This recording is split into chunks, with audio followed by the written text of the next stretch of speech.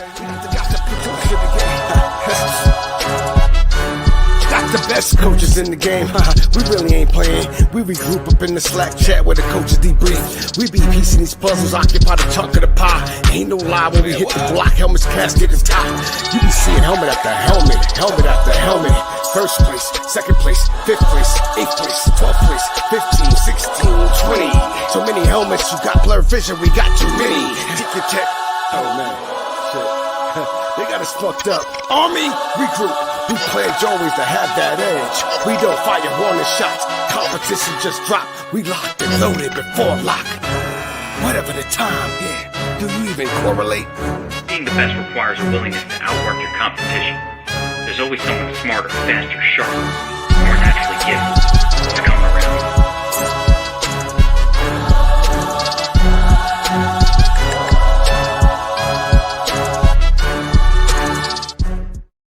All right, what's up, everyone? Welcome back to another DFS Army Killshot MMA podcast. We got a really, really special one today for UFC 259, Blachowicz v. Adesanya. And it's special because, of course, we got the usual crew together. We got the sniper. We got the sleeveless one himself, 17-inch guns, Big Marley. And the special guest, Sun Tzu, the art of war, the lady MMA whisperer, a man who's known far and wide in the MMA industry. As a matter of fact, let me tell you a quick story about Sun Tzu. All right, Marley, you'll appreciate this story. God, I've heard this story so many times. I don't care. You'll hear it again, motherfucker. I go to, me and Sun Tzu, we like to go, we live close by, and Sniper's there too. The Sniper was there too. You were part of the story. You lived the story. What do you mean you've heard it? We're at I think it was the Barclays Center. Yeah. We're at the Barclays Center, right? And we're in the VIP section, Draftkings. Thank you very much for the tickets, all that good stuff. And people are seeing, are you Sun Tzu? There's like hordes of kids walking over to kiss the ring of Sun Tzu. I'm like, what are you, famous? How does it? Hello? I'm like, no. Hey, here, different part of this, just a different perspective on this story. Because a lot of them, me and Sun Tzu do the podcast on RotoWire, which is free for now pay-per-view cards. So they would start, hey, Sun Tzu, Sniper, like, yeah, nice to meet you. And it'd be cool for a second, and then they would zone in on Sun Tzu. Like, oh yeah, Sniper's here. Like they say hi to me. I was there for a second, and then it was all about Joe. Absolutely. Yeah, in all due respect, Sean, I cast a much larger shadow than you. So like they probably can't see around me to you. I'm 5'8", 170, so yeah. Yeah, I mean, I just couldn't see you. Yeah, that's part of it. Man, there was like a horde of fanboys coming up. Like, can I take a picture? And they're like handing me the camera. Can you take a picture of us? I'm like, dude. All right. Yes, man. Yeah, those were the days when I was ranked third in MMA, and taking pictures. And then I had to get a real job, and my ranking is fallen, but it's climbing back up there. I think I'm in the top 15 now. Well, Marley, the whole system. I fucking hate the system. Yeah. The comments are looking for a DK cutoff tee. Or a DFS Army cutoff tee. I think they just sell them on the store, but you got to cut it yourself. I'm just really skilled at it. I've been doing it a lot of years. Breaking news, guys, and Kevin. I know you also do some work, at least a little bit of work with Brett Appley. He's a fan of DFS Army, and I think we're a fan of his site. We are fans. I am working with Brett Appley on a merch line of Chick Whisperer apparel. Like, we haven't decided yet if we're gonna do the hoodie, or maybe in Marley's honor we'll do like a sleeveless Chick Whisperer shirt. Must have this. Yeah, so I'm working with Brett on that. We don't have a timeline yet. He just rolled out his merch, Daily Fan MMA, and I think we're gonna do something. And honestly, guys, this is a long slow play for me. I'm not gonna take any money out of this. I'm gonna donate it all to some worthwhile cause. So like if you buy one, I'll feed hunger, feed America, one of those charities that puts food in people's bellies. So it'll be all for charity. Any profits will go to charity. I need a Sun Tzu caricature on that shirt of some. You got to get the right artist for that. Yeah, I need a character of Joe, but like also somehow photoshopped on top of a baby chicken. Like let me tell you, if anybody out there is really good with that type of stuff, like reach out to me, DM me on Twitter.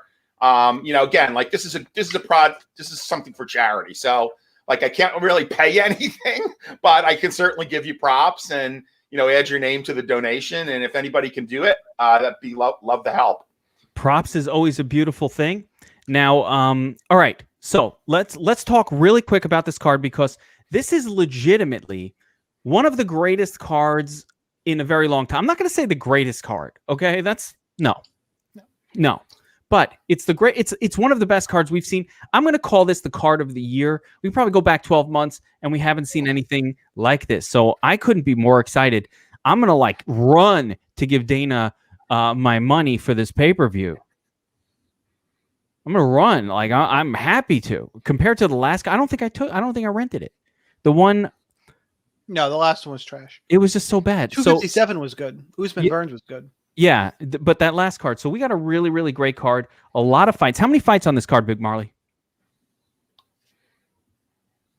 Get that microphone on.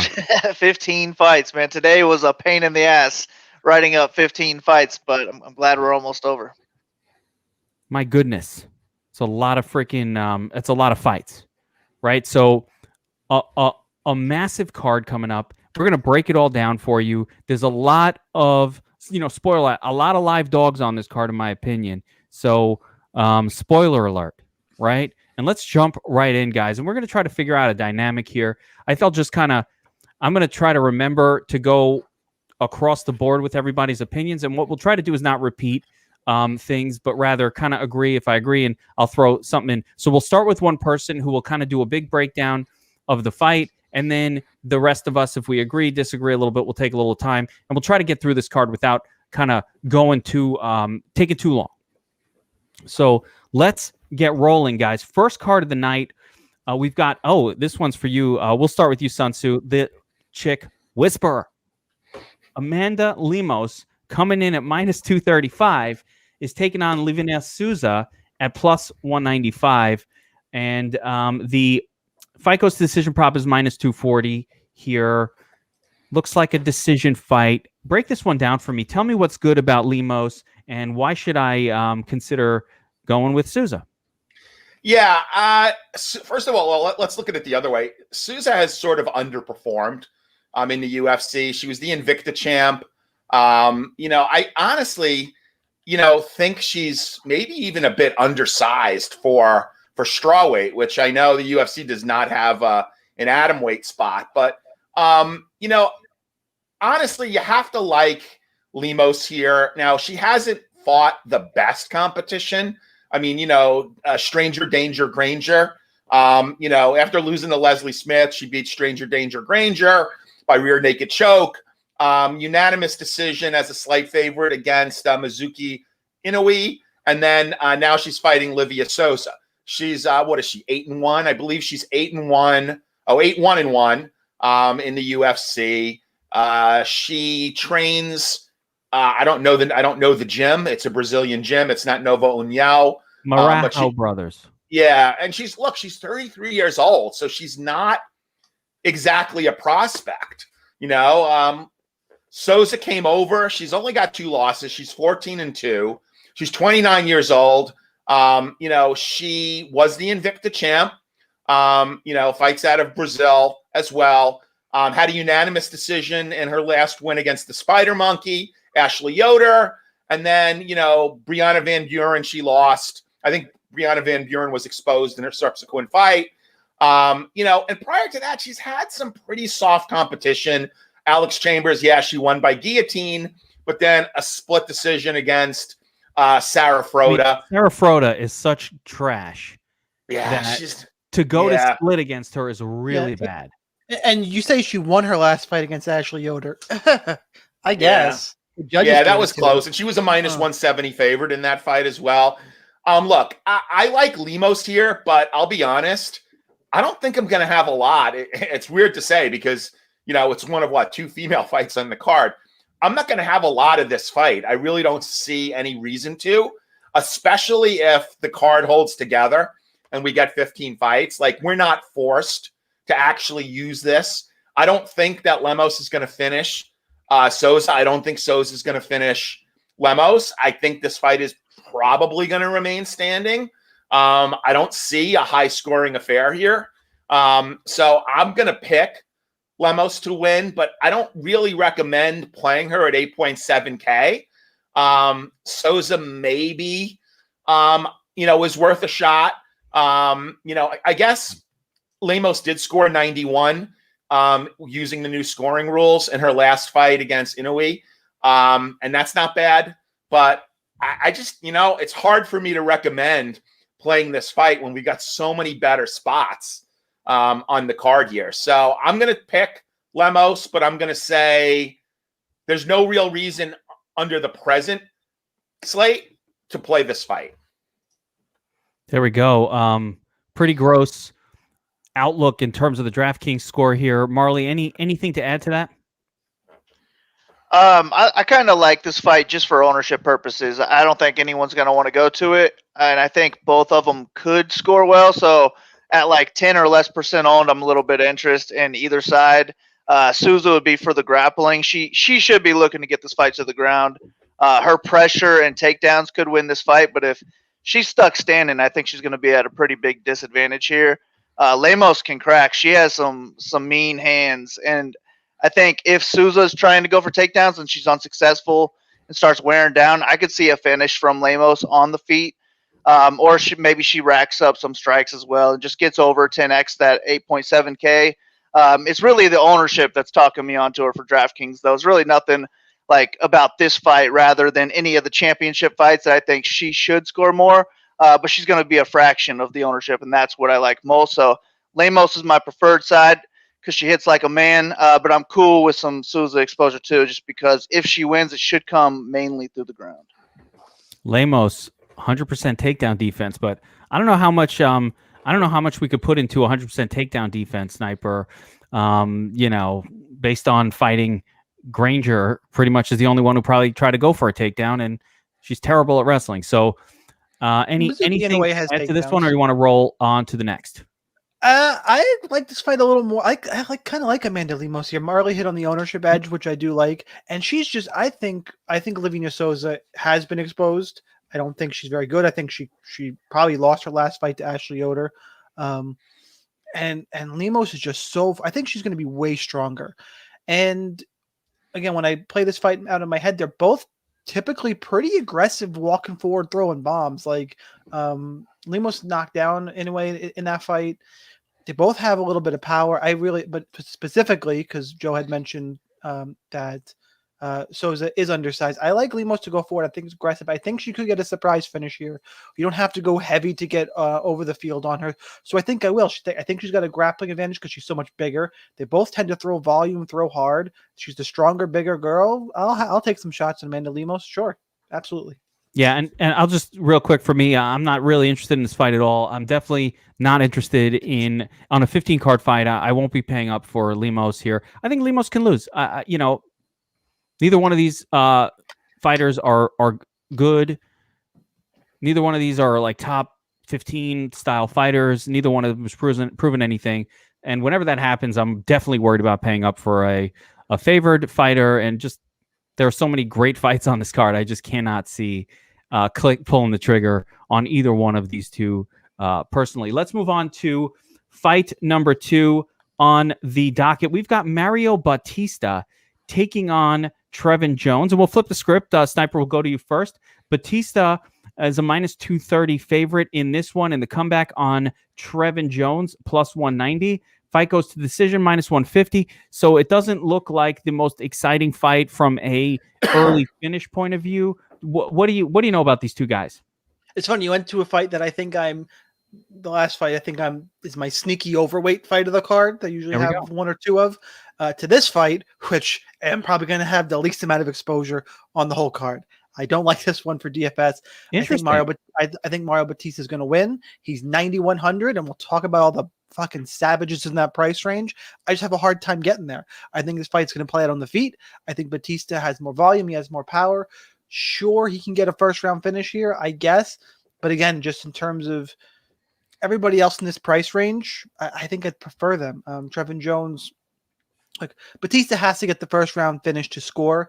I think it's more likely he wins a decision here. I think this fight, there's no grappling in it. It's just two guys striking. Bautista's better. He's definitely my pick to win. I just not a ton of interest DFS wise. Trevin Jones has gone for a lot of takedowns in his UFC career. He's averaging 2.15 takedowns per 15. I don't know if open that up though. That was yeah, it could have just been one fight where he just got a couple takedowns and that's it.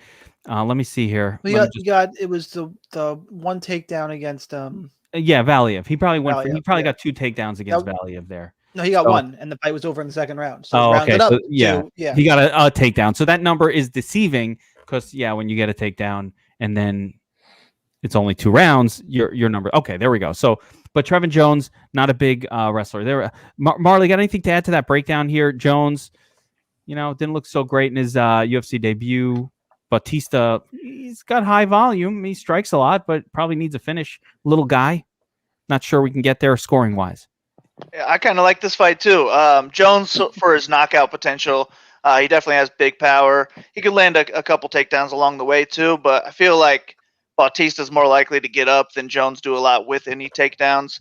But I like Bautista because of his pace, man. I just like these high-paced strikers. It's not the greatest for our new DraftKings score, but I think he can really put it on Jones here and score well, maybe 100+. So I'll get some Bautista exposure. I don't even hate him for cash just because I do like him more than a lot of the favorites. But I don't know that I get there on a fight with 3 title fight or a card with 3 title fights on it. But Bautista, I'm cool with all around, and Jones would be kind of a knockout GPP punt kind of play. But heavy on Bautista just because I'm sold on him. I think he's pretty good, and I just like high-paced fighters. There we go. Sun Tzu, you got a heavy lean on this fight here at all? And from a DraftKings point of view, is it even worth messing with? Well, you got 5-star Trevin Jones, the pride of Guam, fighting here. Last fight, I can't recall the last fight. I was looking at it on Tapology, and it showed as a no contest performance of the night fight as a plus 435 underdog. So I'm not really sure what happened in that last fight. He does have, to Marley's point, he does have knockout potential. I'm probably going to be underweight to Bautista. There's just so many guys I like so much more. Take a flyer with Jones in case he catches Bautista. This is the second fight in a row I expect to be underweight to. Jones, by the way, won that fight. It was overturned for marijuana. Okay. So as a plus 435 dog, he won and was at least initially given a performance of the night bonus. When I first looked up Bautista and I saw he had a win against Johns, I thought it was Brett Johns. And I was like, ooh, he must be pretty good. And then I looked and it was Miles Johns. Yeah. And I'm like, wait a minute. Miles Johns. Why do you hate on the Pikey? The Pikey just made me some money last time out. Miles Johns ain't no Brett Johns. Different guy. Yep. Not as good. Different weight class. Definitely not as good, though. So Fortis MMA. So anyway, for me, this is a dog or pass one for me. I don't really see paying up for Bautista. I like his volume, 6+ strikes per minute, but he hasn't beaten anybody that tells me he's very good. Trevin Jones, only 1 loss. No losses in the UFC. You take away his win because of weed. I don't count that. So, no, he's got the 6 loss. No, but in the UFC, let's go. He got the win against Timur Valiev. That's solid stuff. But really, I don't like this fight at all. Again, little guys, not likely to get a knockout. It's not a fight that I'm going to be excited for, FanDuel, DraftKings, or any of that. So, I don't really care.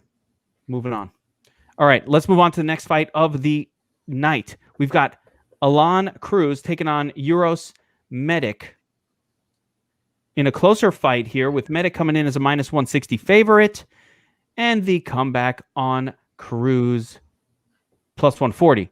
Now, Big Marley, fight doesn't go to decision, minus 225. That's speaking to me. It tells me scoring will be good. Salaries, middling on this one. Who is going to win and why? So for DraftKings, all the signs point to Medic as the good play here. That's the reason that the inside the distance line is so high. He has a -110 inside the distance line himself, and he has not been past like the 6-minute mark in a fight yet. So, so far it's been kill or be killed, but he's just been doing all the killing. But he's been fighting on the Alaska regional scene, just against a bunch of scrubs, and I'm not sold, man. Be careful of the Alaska regional scene, people. It's terrifying. I mean, nothing about his striking looks pretty at all. He's mostly just a kicker, but people drop. I mean, they drop from his hands, they drop from his kicks, so I guess he's got some power. It does not look like he would really if you're just looking at him. But I'm more impressed with his grappling. I feel like he's more dangerous on the ground unless he lands that big kick. So he could finish on the feet or the ground in this matchup, but I don't know what happens after that 6-minute mark if he doesn't get a finish here. So I do think if he wins, he probably scores well. So I like him for DraftKings, but I picked Cruz here because I think they're kind of similar on the feet, where they're both just primarily kickers. There's not going to be a whole lot of striking going on. They will not score high in a decision, I don't think, because it'll mostly be on the feet. But either guy can have success on the mat, and I think Cruz has better hands from what I've seen, just less power. Like, he doesn't have the one-shot power like Medic shows to have. I just don't really believe in this Medic power long-term against real fighters. I don't know that Cruz is that, but I'm willing to take my chances because I think Medic will be super popular. So I'll take a couple Cruz shots. You think go a little bit underweight? Medic will be super popular? Not super popular, but for a non-title fight, he should be pretty popular. I'm surprised there. I'm just surprised. Because of that -110, you're not getting much better than that on this card. Yeah, ITD. Wow. I mean, because he's not cheap. 8,900 on DraftKings. Sun Tzu, when you see a Tapology, right, and you're like, oh, he beat some 4-4 Alaska Fighting Championship guy, a 1-4 and 0-1, then all right, Alonzo Leishman Jr. But look at him; he looks like a fucking scrub. This guy can't be very good. And then he comes to the Contender Series, gets a win. Okay, all right, all a bunch of nobodies. Like, how do you know who's the better fighter with these two guys? I mean, this Uros Medic guy, he hasn't beaten anybody. These guys are horrible. Bunch of cans. Yeah, well, all I need to do is go back and just take my time studying the 2 significant strikes that Cruz landed against Spike Carlisle before he got nuked. And then go to his Tapology page and look at his gay porn photo that he's got up on Tapology, which I don't know what he's auditioning for there. Look, I agree with everything Marley said about the, what happens if this fight gets past the 6-minute mark. But I think he's worth a flyer to get the finish. And the -110 inside the distance, you got to play that. I mean, not cash play, definitely a GPP play, but I'll have some shares. I'm not sure what ownership's going to be, but I'll probably be at or above ownership just for that finish potential. Anybody else miss Spike Carlisle? I want to bring Spike back. I love the Alpha Ginger. Did he get cut? I think he might have. He was cut, right? Yep. Why? That was because he kept losing. Yeah, but he was an entertaining fighter. Man, Gian Vellante has lost 18 times in a row, and he still fights for the UFC. This guy, he loses to a couple times, and that's it, huh? Caitlin Curran. Yeah, I'm gonna go with Cruz here. I don't like either guy. I mean, I just can't trust a massive favorite. I'm not paying plus money for or I'm not taking negative money. I'm not paying for a guy like Medic who, hasn't beaten anybody. This guy, Alon Cruz, did not look good in the fight against Spike Carlisle, but it was over pretty quick.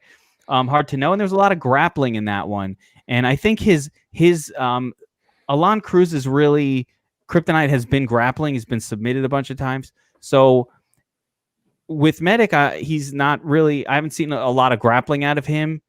I haven't seen a lot of, there's no submission wins, so I don't think that's how he's going to try to fight. You never know. It's low-level guys, brand new to the UFC, but I'm going to take a shot with the underdog here if I had to choose one on draft. He's one of the underdogs I'll take a shot on DraftKings. And, of course, you got to play the -110 inside the distance guy a little bit in tournaments as well. But I think Cruz, for me, would be a little more interesting just because I want underdogs. I always want underdogs. And I think he's legitimately a live underdog just based on the fact that he's going up against a guy who is completely untested. Both of them are untested. All right, let's move on to the next fight on the docket. We've got Sean Brady taking on Jake Matthews. Brady coming in at minus 210 with Jake Matthews, a plus 175 underdog. Jake Matthews has come through as an underdog in the past. Not so sure in this case, but the fight goes to decision prop, minus 185. And Joe, we'll start with you on this one. So, Sean Brady, real hype machine going on right now. Jake Matthews, a guy I like a lot. He's got wrestling. He's got everything that you need to be a good MMA fighter. What do you think about this one? Yeah, so the Celtic kid, Jake Matthews, only 26 years old, was at one point the youngest fighter in the UFC. I sound like a broken record for those of you who have heard me analyze Jake Matthews fights in the past. I don't think he's ever going to move to the next level until he stops training in his garage with his dad as his coach. I think he needs to go to a good camp. We know there is a good camp out there called City Kickboxing, or come to the U.S. or even go to Thailand and go train at Tiger Muay Thai. That's where he needs to go. Tiger Muay Thai. He's coming off of 3 decisions against so-so opponents, right? Sean Brady, 13-0, Renzo Gracie. These Philly fighters. Give me 13-0, Sean Brady. I know that Mike Mad, police officer, New Jersey, Twitter guy, loves Sean Brady, follows Sean Brady, is putting some of his pension on Sean Brady. I like Sean Brady in this fight. I don't know if it's going to be easy, but 13-0 against the guy coming off 3 decision victories, including one. He could not put Diego away. One against Diego, the ageless one.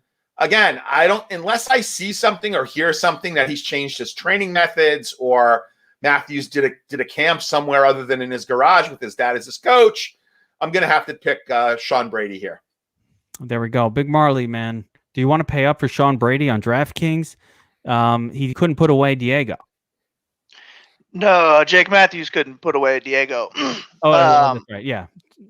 But I'm cool with some Sean Brady. I think he's my second most confident pick on the card. I think he's just better anywhere this fight goes. And I like Matthews. I've been pretty high on Matthews, and I pick him in most of his fights, but he usually has the grappling edge. He's pretty okay on the feet. He's just not a volume guy.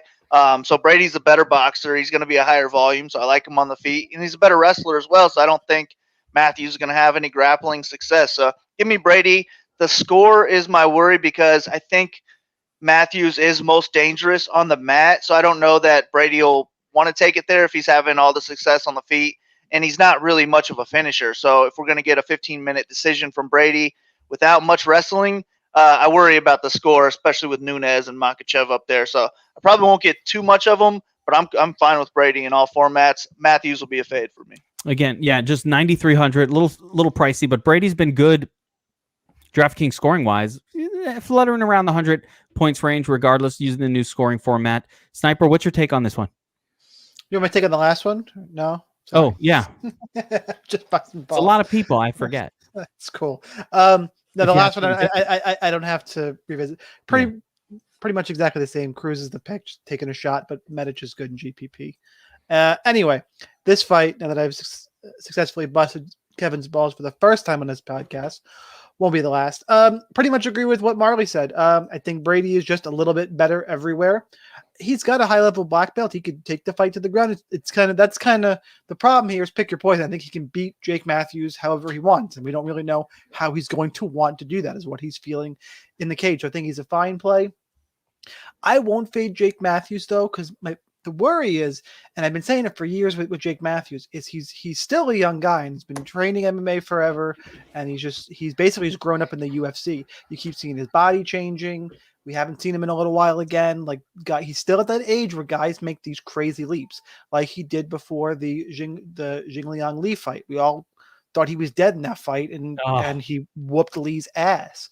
And it's the same kind of thing where if he makes another jump, he's probably, he could beat Sean Brady. I think Brady's better everywhere, but it's not like some huge gap, which is what makes this fight interesting. I think. But how does he do that, Sean, without a camp change? Jake Matthews, how does he make that big leap training out of his garage? You're probably right. It's also just the age he's at, where just athletically you get better. Maybe something clicks somehow. Talk about his surgeries, his multiple surgeries. That's fair. I'm just pointing out, and we've always had this conversation. Half the time and half the time he looks great. He's at that age where he's still a good prospect. Something's going to happen. Maybe this is the loss that makes him go to City Kickboxing. I hope so. I hope maybe he's training secondary somewhere, or his dad is watching some YouTube videos. Who knows? But regardless, I think Brady's better everywhere. I'll have just a little bit of Jake Matthews just in case. Yeah, this to me is another one. I don't really see enough scoring happening here for 9,300 on Brady. I like him. I liked him in previous fights, and I like his activity, but I'm not sure I see enough scoring there to justify. And again, on a 15-fight card, there's going to be some fighters later on who kind of stand out a little sexier, maybe. We'll see. Higher finish props excites me more. Can't tell if Brady's going to use his wrestling against Matthews, who has a little bit of wrestling himself. So if Brady kind of came out and was an aggressive, I think he is. He's just that guy. He's very aggressive. He'll probably go for takedowns, but I'm not sure it'll be enough. Even 100 points if he gets there. I'm not 100. I don't know that that's a nuts score for this card at 9,300. So, I'm a little hesitant on Brady in terms of the DraftKings scoring, but I definitely like him to win this fight and continue his run in the UFC here very strong. All right, Sniper, I got a good one for you to go. Start us off with here. You're going to give me shit, aren't you? Carlos Ullberg taking on Kennedy Nzechukwu. Yeah, you gave me shit. Fuck you, Kevin. All right. How about two guys who between them have like 6 professional fights across the board? Kennedy Nzechukwu, I can't say his name. I'm sorry. That's pretty good. All right, good. So I'm doing my best. Has a fake ass win. He didn't even beat Darko Stosic. Let me be clear. Okay, he didn't win shit. That fight against Darko Stosic, he kicked him in the nuts, I think 4 or 5 times. Started getting points taken away, and he wins a decision just based on the nuts, the nut kicks and the points. That wasn't a win. It's a good strategy. Yeah, it actually worked out pretty well for him. Darko just kept kicking him in the nuts because Darko's just as terrible. And now you got this guy Carlos Ullberg, who has one MMA fight in his career. I don't understand how they're in the UFC. Like, are we City Kickboxing? There you go. He trains with Izzy, and that's why he's a big favorite too. There we go. So he trains with Izzy. They brought him in, training partner, etc., etc. And he's a huge favorite. He is a huge favorite. Well, actually, I didn't even read the odds. All right, so the inside the distance prop here, -170, doesn't go to decision. It's not that great. So, Sniper, how do you break down this fight? I don't even know what you say. 2 strikes. This fight is tough because they both could get a first-round finish.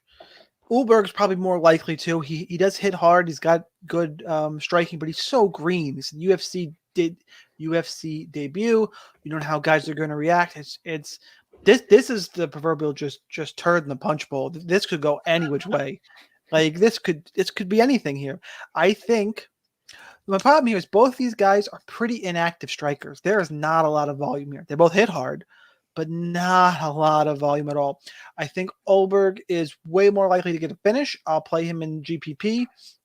Nzechukwu, there's plenty of other underdogs I like. The problem is you can't full fade him because Ullberg is it's his second pro fight or third pro, whatever it is. Like, and if say for some reason a lot of dogs win and Nzechukwu gets like a second or third round finish or even a decision, he's live. He's a live underdog in what is just a weird ass fight. The most likely outcome I think is probably an Ullberg decision. Actually, I have a hard time betting.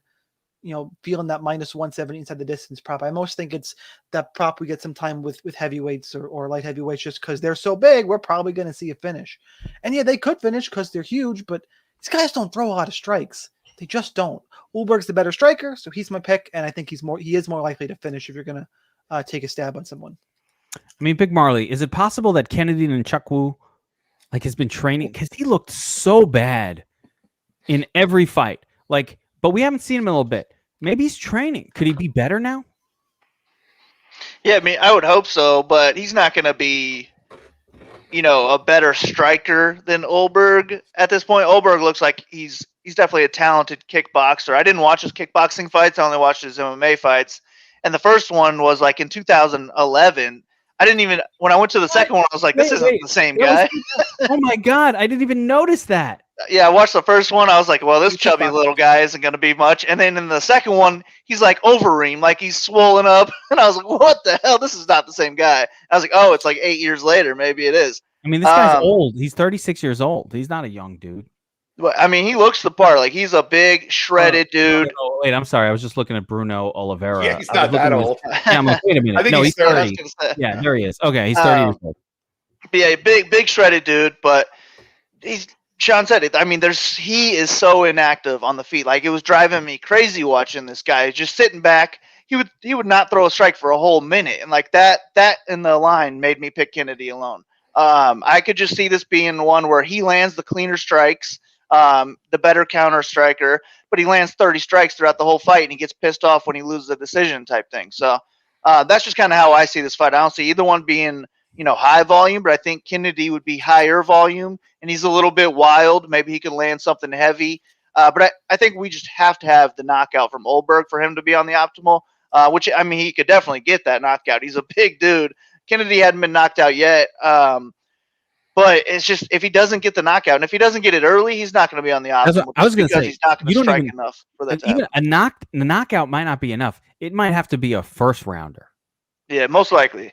Yeah, unless he gets like a knockdown in the first, knockout in the second, something like that. But he is so inactive that we have to have that knockout from him to score well. And I just don't want to invest much in that. If I'm making like 20 lineups, I don't see him making more than 10% of my lineups. With Kennedy, just because I'm picking him, he might make a little bit more than 10%. Kennedy to win this fight.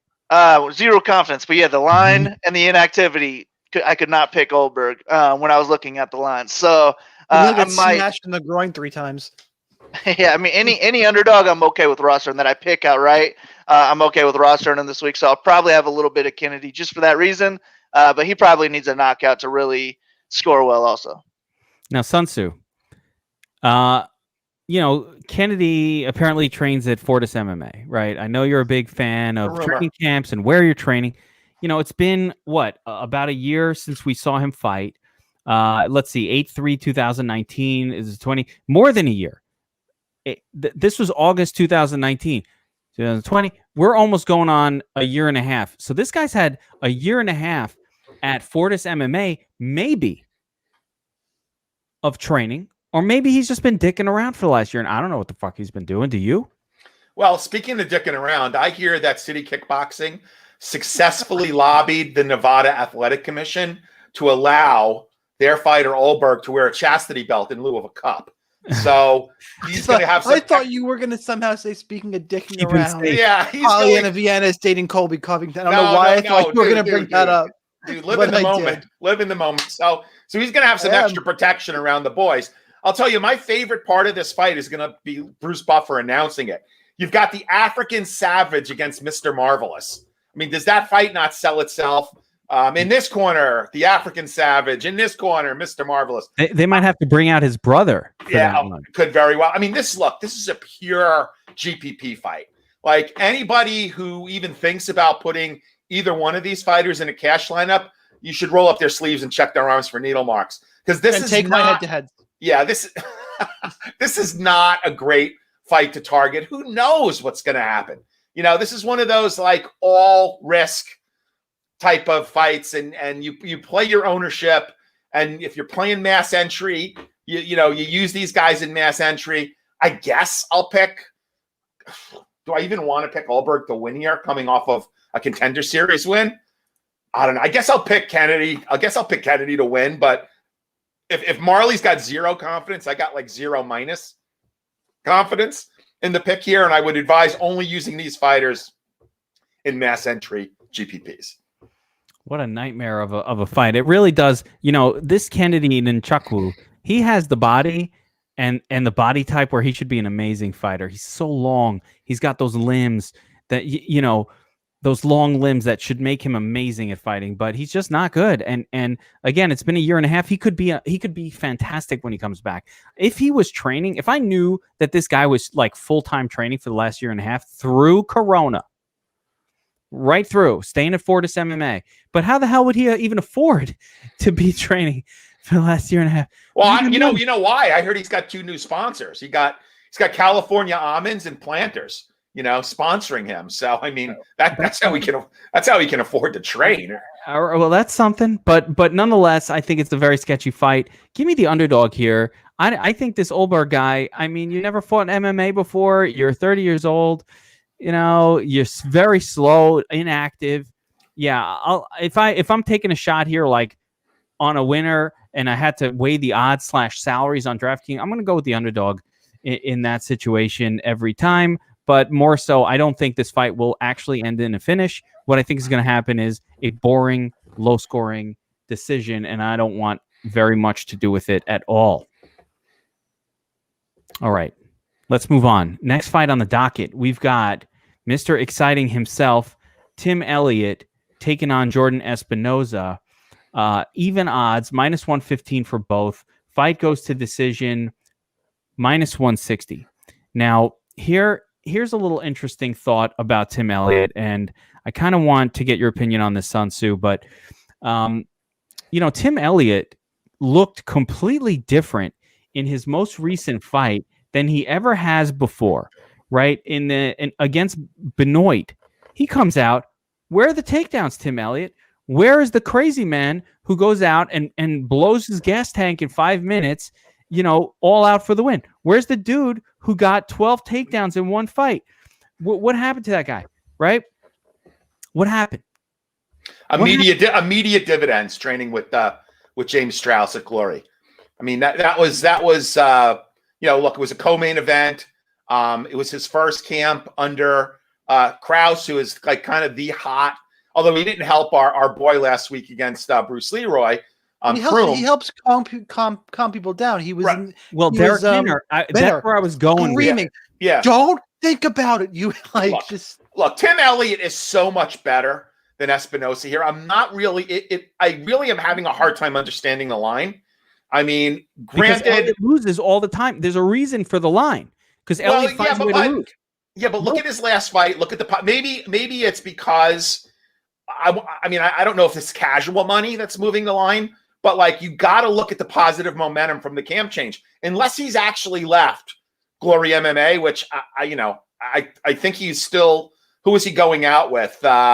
Another UFC fighter, Gina Mazzani. Yeah, Gina Mazzani. Like unless he actually left Strauss, he showed what one camp could do. He changed his style, like Sean's point. Not Strauss. Kraus. Calmed him down. I assume Kraus is going to be in his corner again, unless he left. Elliott just has got so much of a class.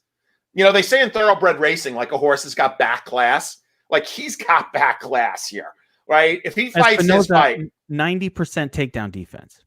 Yeah, but I mean, against scrubs. And and what has that gotten Espinosa? I mean, how many losses? 3 out of his. I mean, Elliott's record is not great, but he was a different kind of fighter. His only good win is against Shelton. You have to discount a De La Rosa win. De La Rosa far from belongs in the UFC. Far from it. So his only win of note was against Eric Shelton, and I believe that was a really close fight as well. That could have gone either way. I can't fully remember, but I kind of have a memory that was like a split decision win. So Shelton's fights are always close like that. And we know the kind of points that Elliott could potentially put up. And look, the other thing to note is he did say prior to moving to Glory, training in Vegas, training, in air quotes, because he pretty much said like he was just bonus hunting, right? Like he knew he had a round of cardio and he would go out and he would bonus hunt, and he was more interested in an exciting fight than a win. Now, moving back to train in Kansas City, someone's got to do it. But moving back to train in Kansas City, and that first camp yielded some positive benefits. I expect the second camp will even be better. And we all know what kind of fighter Tim Elliott is. So he's one of my I'm not going to say sneaky, but I really like him at this price. I'm going to have some shares of him. I'm not going to have a whole lot of Espinosa at all, just because I don't think he's a very good fighter. And again, unless someone tells me that Elliott left Glory, I'm going to be mostly on Elliott and DraftKings for this fight. Yeah, I mean, Big Marley, you saw what happened with Minner. He came out and a little more under control, under the tutelage of Krause over there, and it kind of was what happened with Elliott in that last fight against who the hell did he fight? I can't remember. Brian Benoit, where all of a sudden it's like, where was the DraftKings magic? What happened to the takedowns? I had a lot of Tim Elliott in that card, and I was super disappointed because he didn't score enough. Can he score enough now against Espinosa and his 90% takedown defense? Yeah, but I think he needs to grapple to do it. Like, I don't like Elliott for his striking, and I think if he's looking to have a 15-minute striking match, he probably loses just to volume from Espinosa. I think Espinosa is the faster, cleaner striker, but Elliott is more of the wild man. I'm going to push forward and look for takedowns, and if he does go through that grappling route, I think he can win the first 2 rounds and score well too. So I do like some Elliott, but yeah, I just don't know. After that last fight, I don't know how much we can really trust him to go for takedowns, and I think the new system kind of hurts his points as well.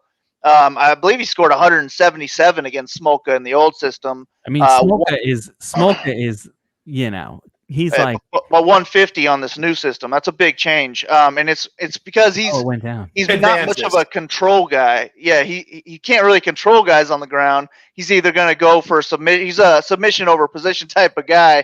So he's going to rack up a lot of advances rather than that control time.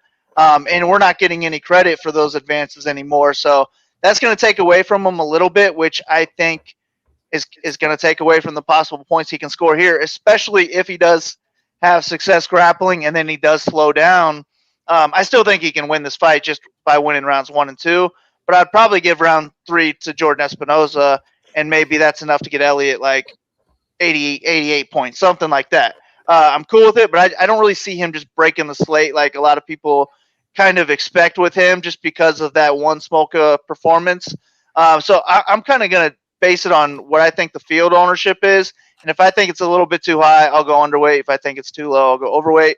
But I'm not too interested in Espinosa just because he should only be looking to strike here. And I don't think he's going to knock out Elliott, especially not early. So I don't think he's going to put up a big score even if he does win. So he'll be a fade for me, Elliott or pass. All formats.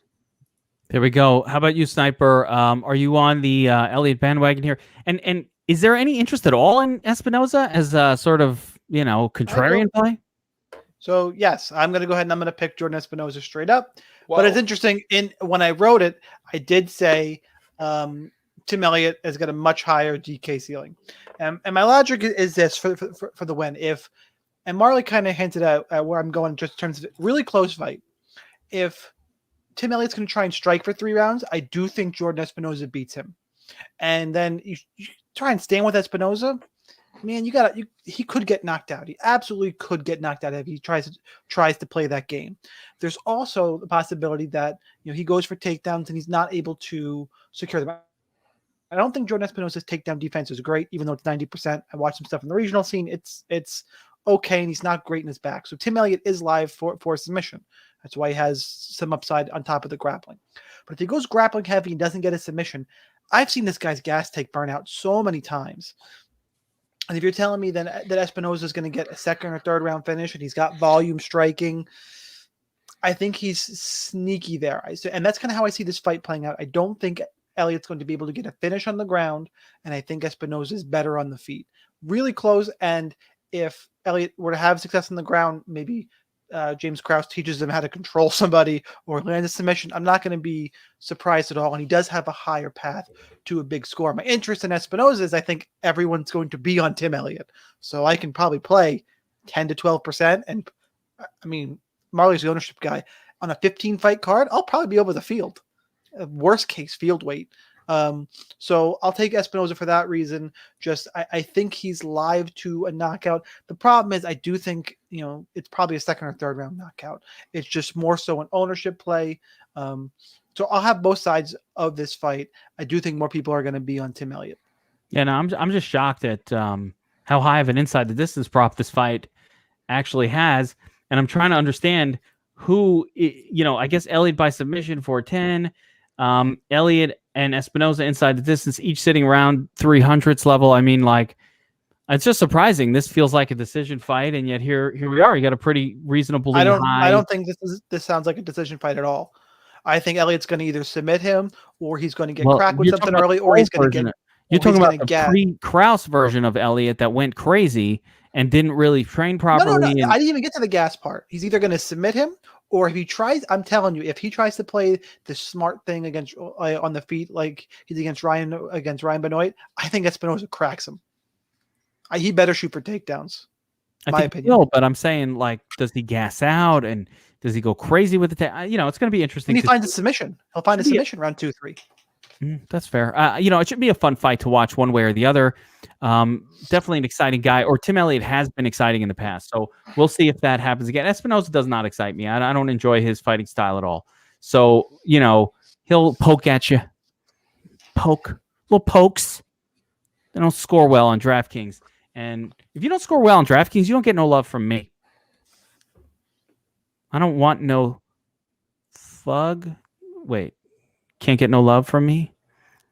Scrub. I don't want no scrub. Yeah. Wow, you are old. I'm a boomer, but holy shit, you're old. I'm from the 90s. What do you want from me? All right. Call up your inner Beyonce. Yeah. That's not even Beyonce. That's like Left Eye and a whole different group. I don't think Beyonce. TLC, bro. Yeah, TLC. Yeah. Yes. I only remember Left Eye because I was, I'm into the crazy one. You don't like chili? No. I'm not. I'm a Left Eye guy all day. Definitely not a chili guy. Left Eye. Wow. No, chili's like the one you take home to your mom. And hey, meet my wife. Left Eye is like, yeah, baby, we're gonna have some fun, and I'm probably gonna ruin my life, but it's worth it. Jesus Christ. Really? Oh yeah. What like just happened? There's a certain level of hotness where like you're like, this is gonna ruin my life most likely, but I'm going in anyway. Like she's gonna burn down my house, but it's worth it. Yeah, no, this is gonna be ruinous. That's like that Katie Belcheck on Twitter, right? Like I would allow. Yeah, she's like, can I ruin your life? Yeah, I would allow it. Yeah, I'll allow it. All right, let's move on to the next fight on the card. Man, this is a tough one to call for me. Again, this is not, so many fights. Holy It's actually shit. not. It's an easy one to call. All right, well, that's good. Then we'll start with you on this one, Sun Tzu, because it's hard for me. Kai Kara-France. Everybody loves to hate, loves to love. Easy. I don't fucking know what to make of Kai Kara-France. That's the problem for me. I don't know. I don't like him. He's taking on Rogerio Bontorin. Last time I saw this Bontorin, he was getting manhandled by Ray Borg. Ray Borg is awesome. It's understandable somebody gets manhandled by Ray Borg. Ray Borg is the man, right? But so now we've got this wrestler kind of guy against Kai Kara-France, who's basically a points striker with good takedown defense. So Sun Tzu, explain to me what's easy about this, because to me, this is one of the toughest calls. I kind of like, for me, I kind of like Rogerio here, but everybody likes France, right? No, so this line. Likes France? I like Rogerio. This line's gonna flip. And there's going to be incredible line value on this fight. There's already some line value, but it's going to flip, and there'll be even more line value. Give me Rogerio all day here. I like him a lot. I think he's going to be very popular based on his, what is he, 7.7 or 7.7, I believe, on DraftKings at plus 110. And what line did you get it at, Joe? I didn't bet it. Yeah, I didn't bet it. I got 135. I missed the boat.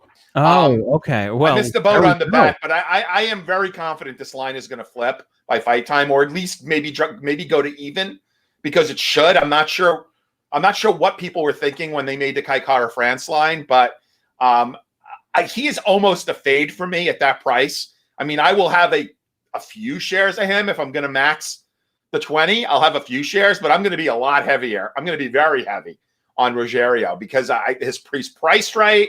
I think he has the ability to definitely get 10x, if not higher, in a win. So I also think he's a pretty safe play in cash because I don't see Kai Kara-France finishing him.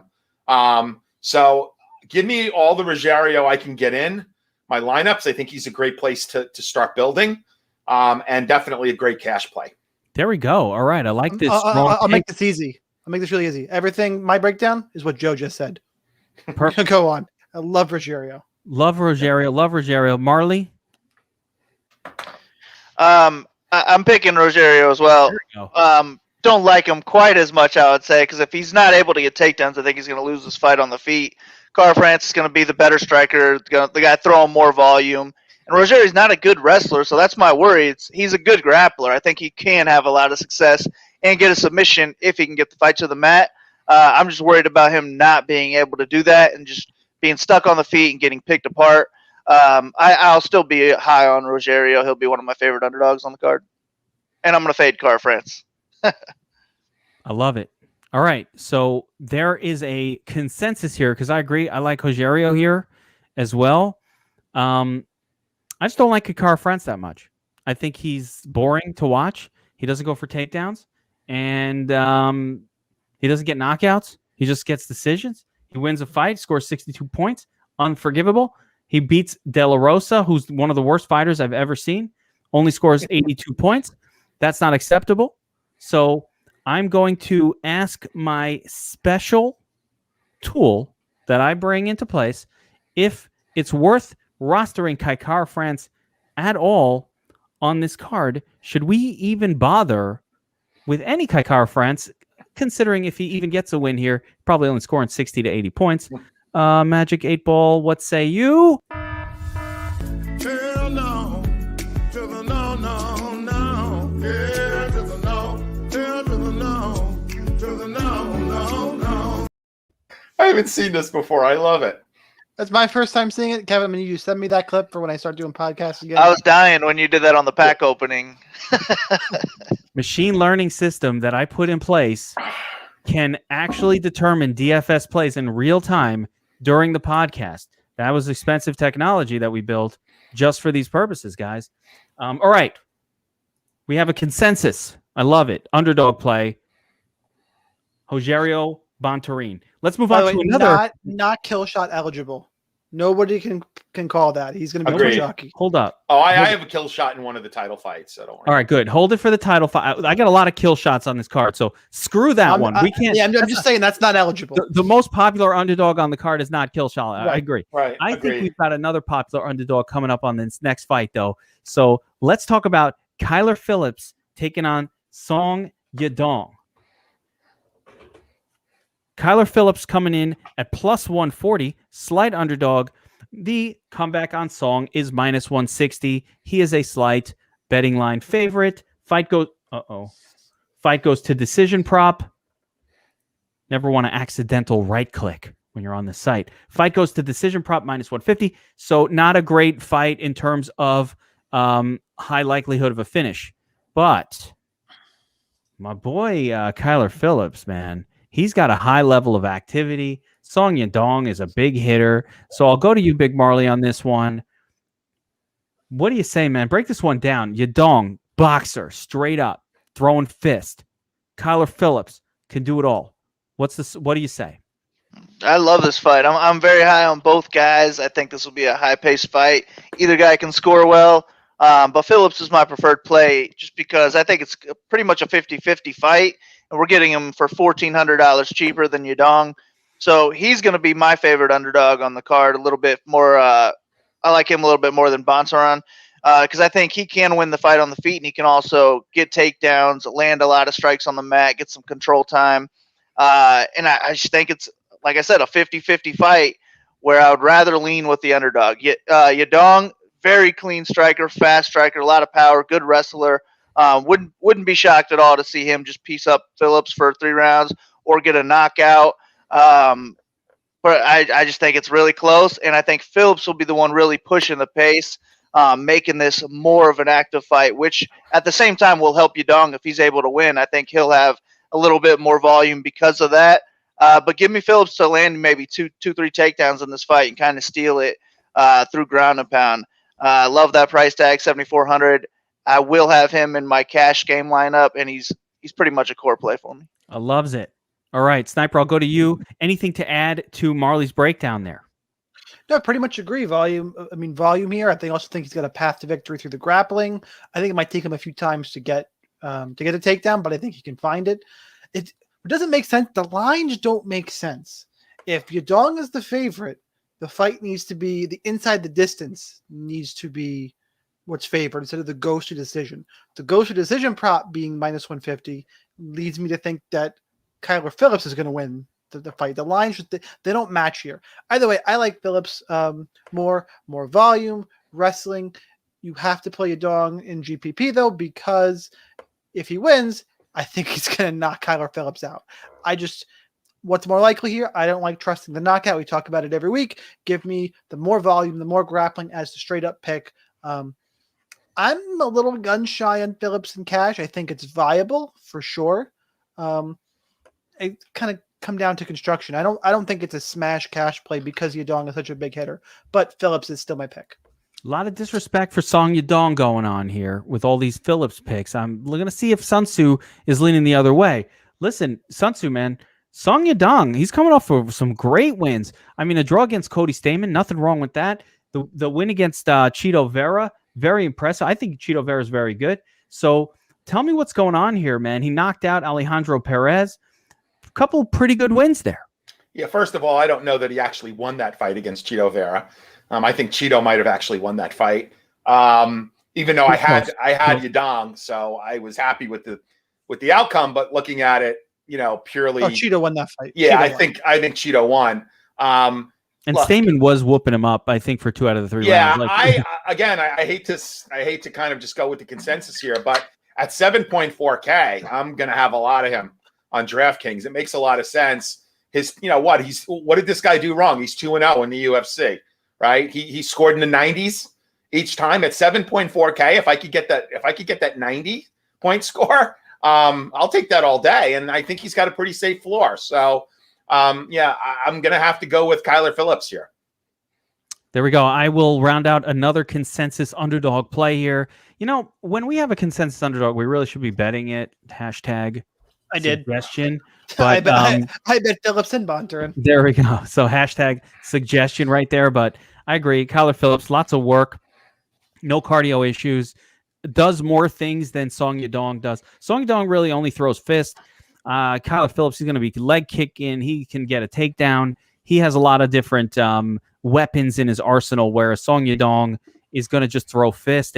And to me, if you're just going to stand there and box, you damn well better have better volume.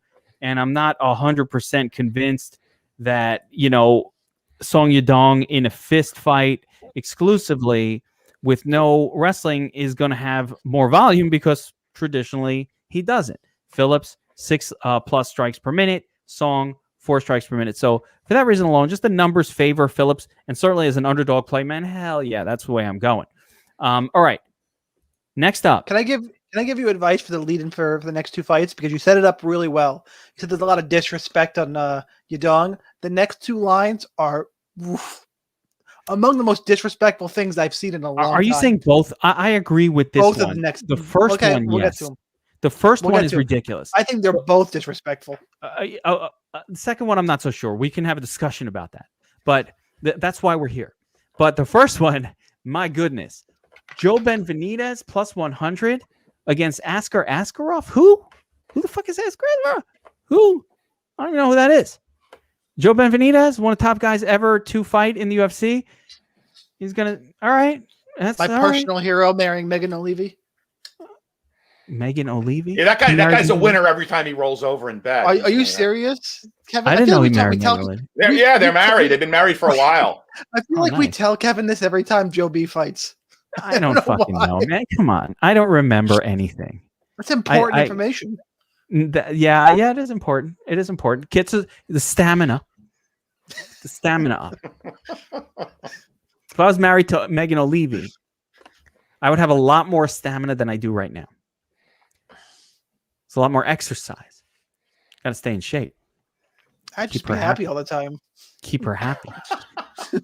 I'd work really hard. I'm still a Lorosenko fan, Sean, but I know where you're coming from. All right, so Joe Benavidez plus 100. Come back on Askarov. I mean, what the hell's going on here?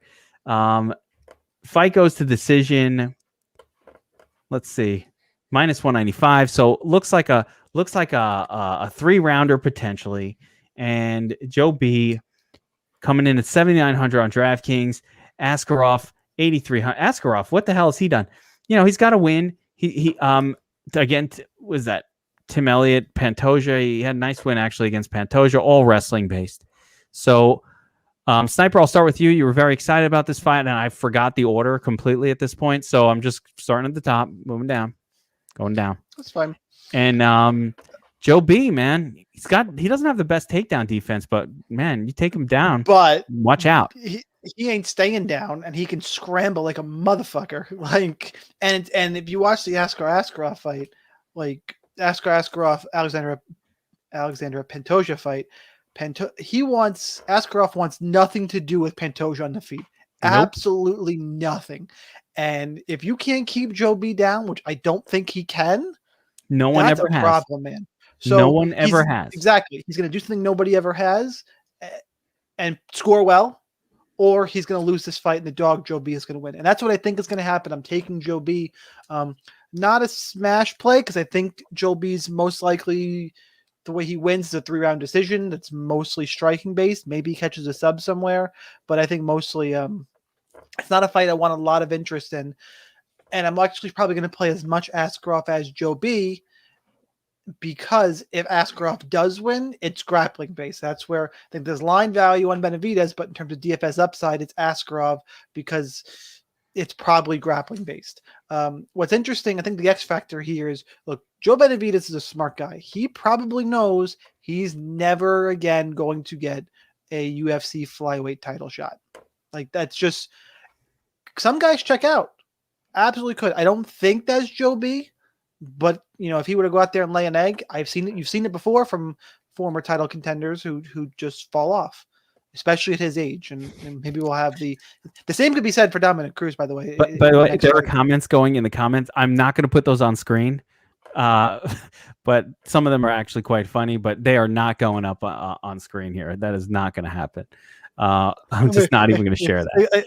All right, I got to read these afterwards. But yeah, anyway, totally threw me off. So Joe B's the pick. Askarov has some DFS upside, and God, this line is disrespectful. You could probably parlay these 3 underdogs. Quite honestly, don't do that. Don't actually do that. But yeah, Big Marley, that kind of stuff. Joe loves a parlay. Joe would parlay those 3. Now, Big Marley, Joe B, his win scores are all over the place on DraftKings. He's got the recent wins against Formiga, Ortiz, and Perez, over 100 points. But if you go a little bit further back in his history, he's got Ali Bagatinov is kind of like reminds me of this fight, and he only scored 49 in that win. So I'm a little bit worried here that Joe B's scoring potential in a potential win, not that great, or maybe smash out of nowhere. Yeah, I'm not really sure, but I don't love this fight. This is one of my least favorite fights for DraftKings, I would say. I think it's fairly close where Askarov could land, multiple takedowns, but I don't think he's really going to keep Benavidez down either. And I think Benavidez is more likely to submit Askarov. And then on the feet, I think Benavidez is the better striker, but his durability I'm really worried about after watching his last fight. Like, he just looked like he couldn't handle a punch at all. But Davison is not. I mean, Askarov is not Davison Figueiredo, so definitely not the same power at all. But I'm still worried. So I think polar Askar. He's never knocked out anyone. He didn't want to strike. Yeah, so I mean, I just kind of think it's a fight where the winner might score around 80 points, and I'm probably not going to roster much of it at all. But I am picking Joseph Benavidez because he's the underdog. I think he is the better striker, better grappler. And Askarov will be more of the wrestler who's going to have to rack up multiple takedowns to get a decision win type thing. God, or get a knockout, test his chin. I can't believe you guys have totally missed the narrative on this fight. One of the most surest bets in MMA is Joe B does not lose in Las Vegas. He has never lost in Las Vegas in his UFC career. Any fight in Las Vegas, Joe B wins. So I don't see that changing here. Maybe it's because he does get to wake up next to Megan. That kind of motivates him. And that's he lives in Las Vegas. Joe B does not lose in Las Vegas. Give me Joe B. Easy breakdown. Joe B as well for me. Askarov, he hasn't proven that he's a top 5 guy, and Joe B doesn't lose to guys outside of the top 5. So, and he's in Vegas. So now you got a double narrative. Double. Double narrative. But I cannot be confident in a good score out of Joe Benavidez. I don't think he's definitely not going to have a good score, though. So I think you get some exposure here. In cash games, fine, just for the win. And I'm just going to slide him in to some lineups in tournaments, hoping that it's, one of those times where he scores 100. But there's absolutely no way of knowing that he doesn't do anything that should score 100 unless he's like submitting you, but it could happen. All right, let's move on to another fight where Sniper says the underdog is egregiously undervalued, and that is Casey Kenny. Same as Joe B. Same as Joe B. Casey Kenny, who we all now know, based on his podcast with Sean O'Malley, is an asshole. Can we agree on that? Yes. He's an asshole. I'm not going to repeat what he said, but he's an asshole. And he's taken on Dominic Cruz, plus 110. Dominic Cruz hasn't won a fight since, what's his name? I don't even have a great, since Obama was in office. We'll almost go back to George Bush in office for the last time this guy won a fight. It's been a while. But yet now he's an underdog against Casey Kenny, who's an up-and-coming fighter. I like Casey Kenny a lot. Dom Cruz, Casey Kenny, Big Marley, I'll start with you on this one. Interesting underdog play. Dominic Cruz, not a great scorer on DraftKings. And sometimes he is. Big Marl. Man, this one's tough. I don't really I have a hard time picturing this one play out just because Cruz has that awkward style where I also think he's going to take away from the points just with his movement. He's hard to hit. Not a super active striker. He's a good wrestler, but so is Kenny. So I think the wrestling kind of evens out here. And I would probably give Cruz the edge there just because of his movement. I think his movement would help his wrestling style more so than help Kenny at all. But I like Kenny to be the one landing more shots, landing the harder shots.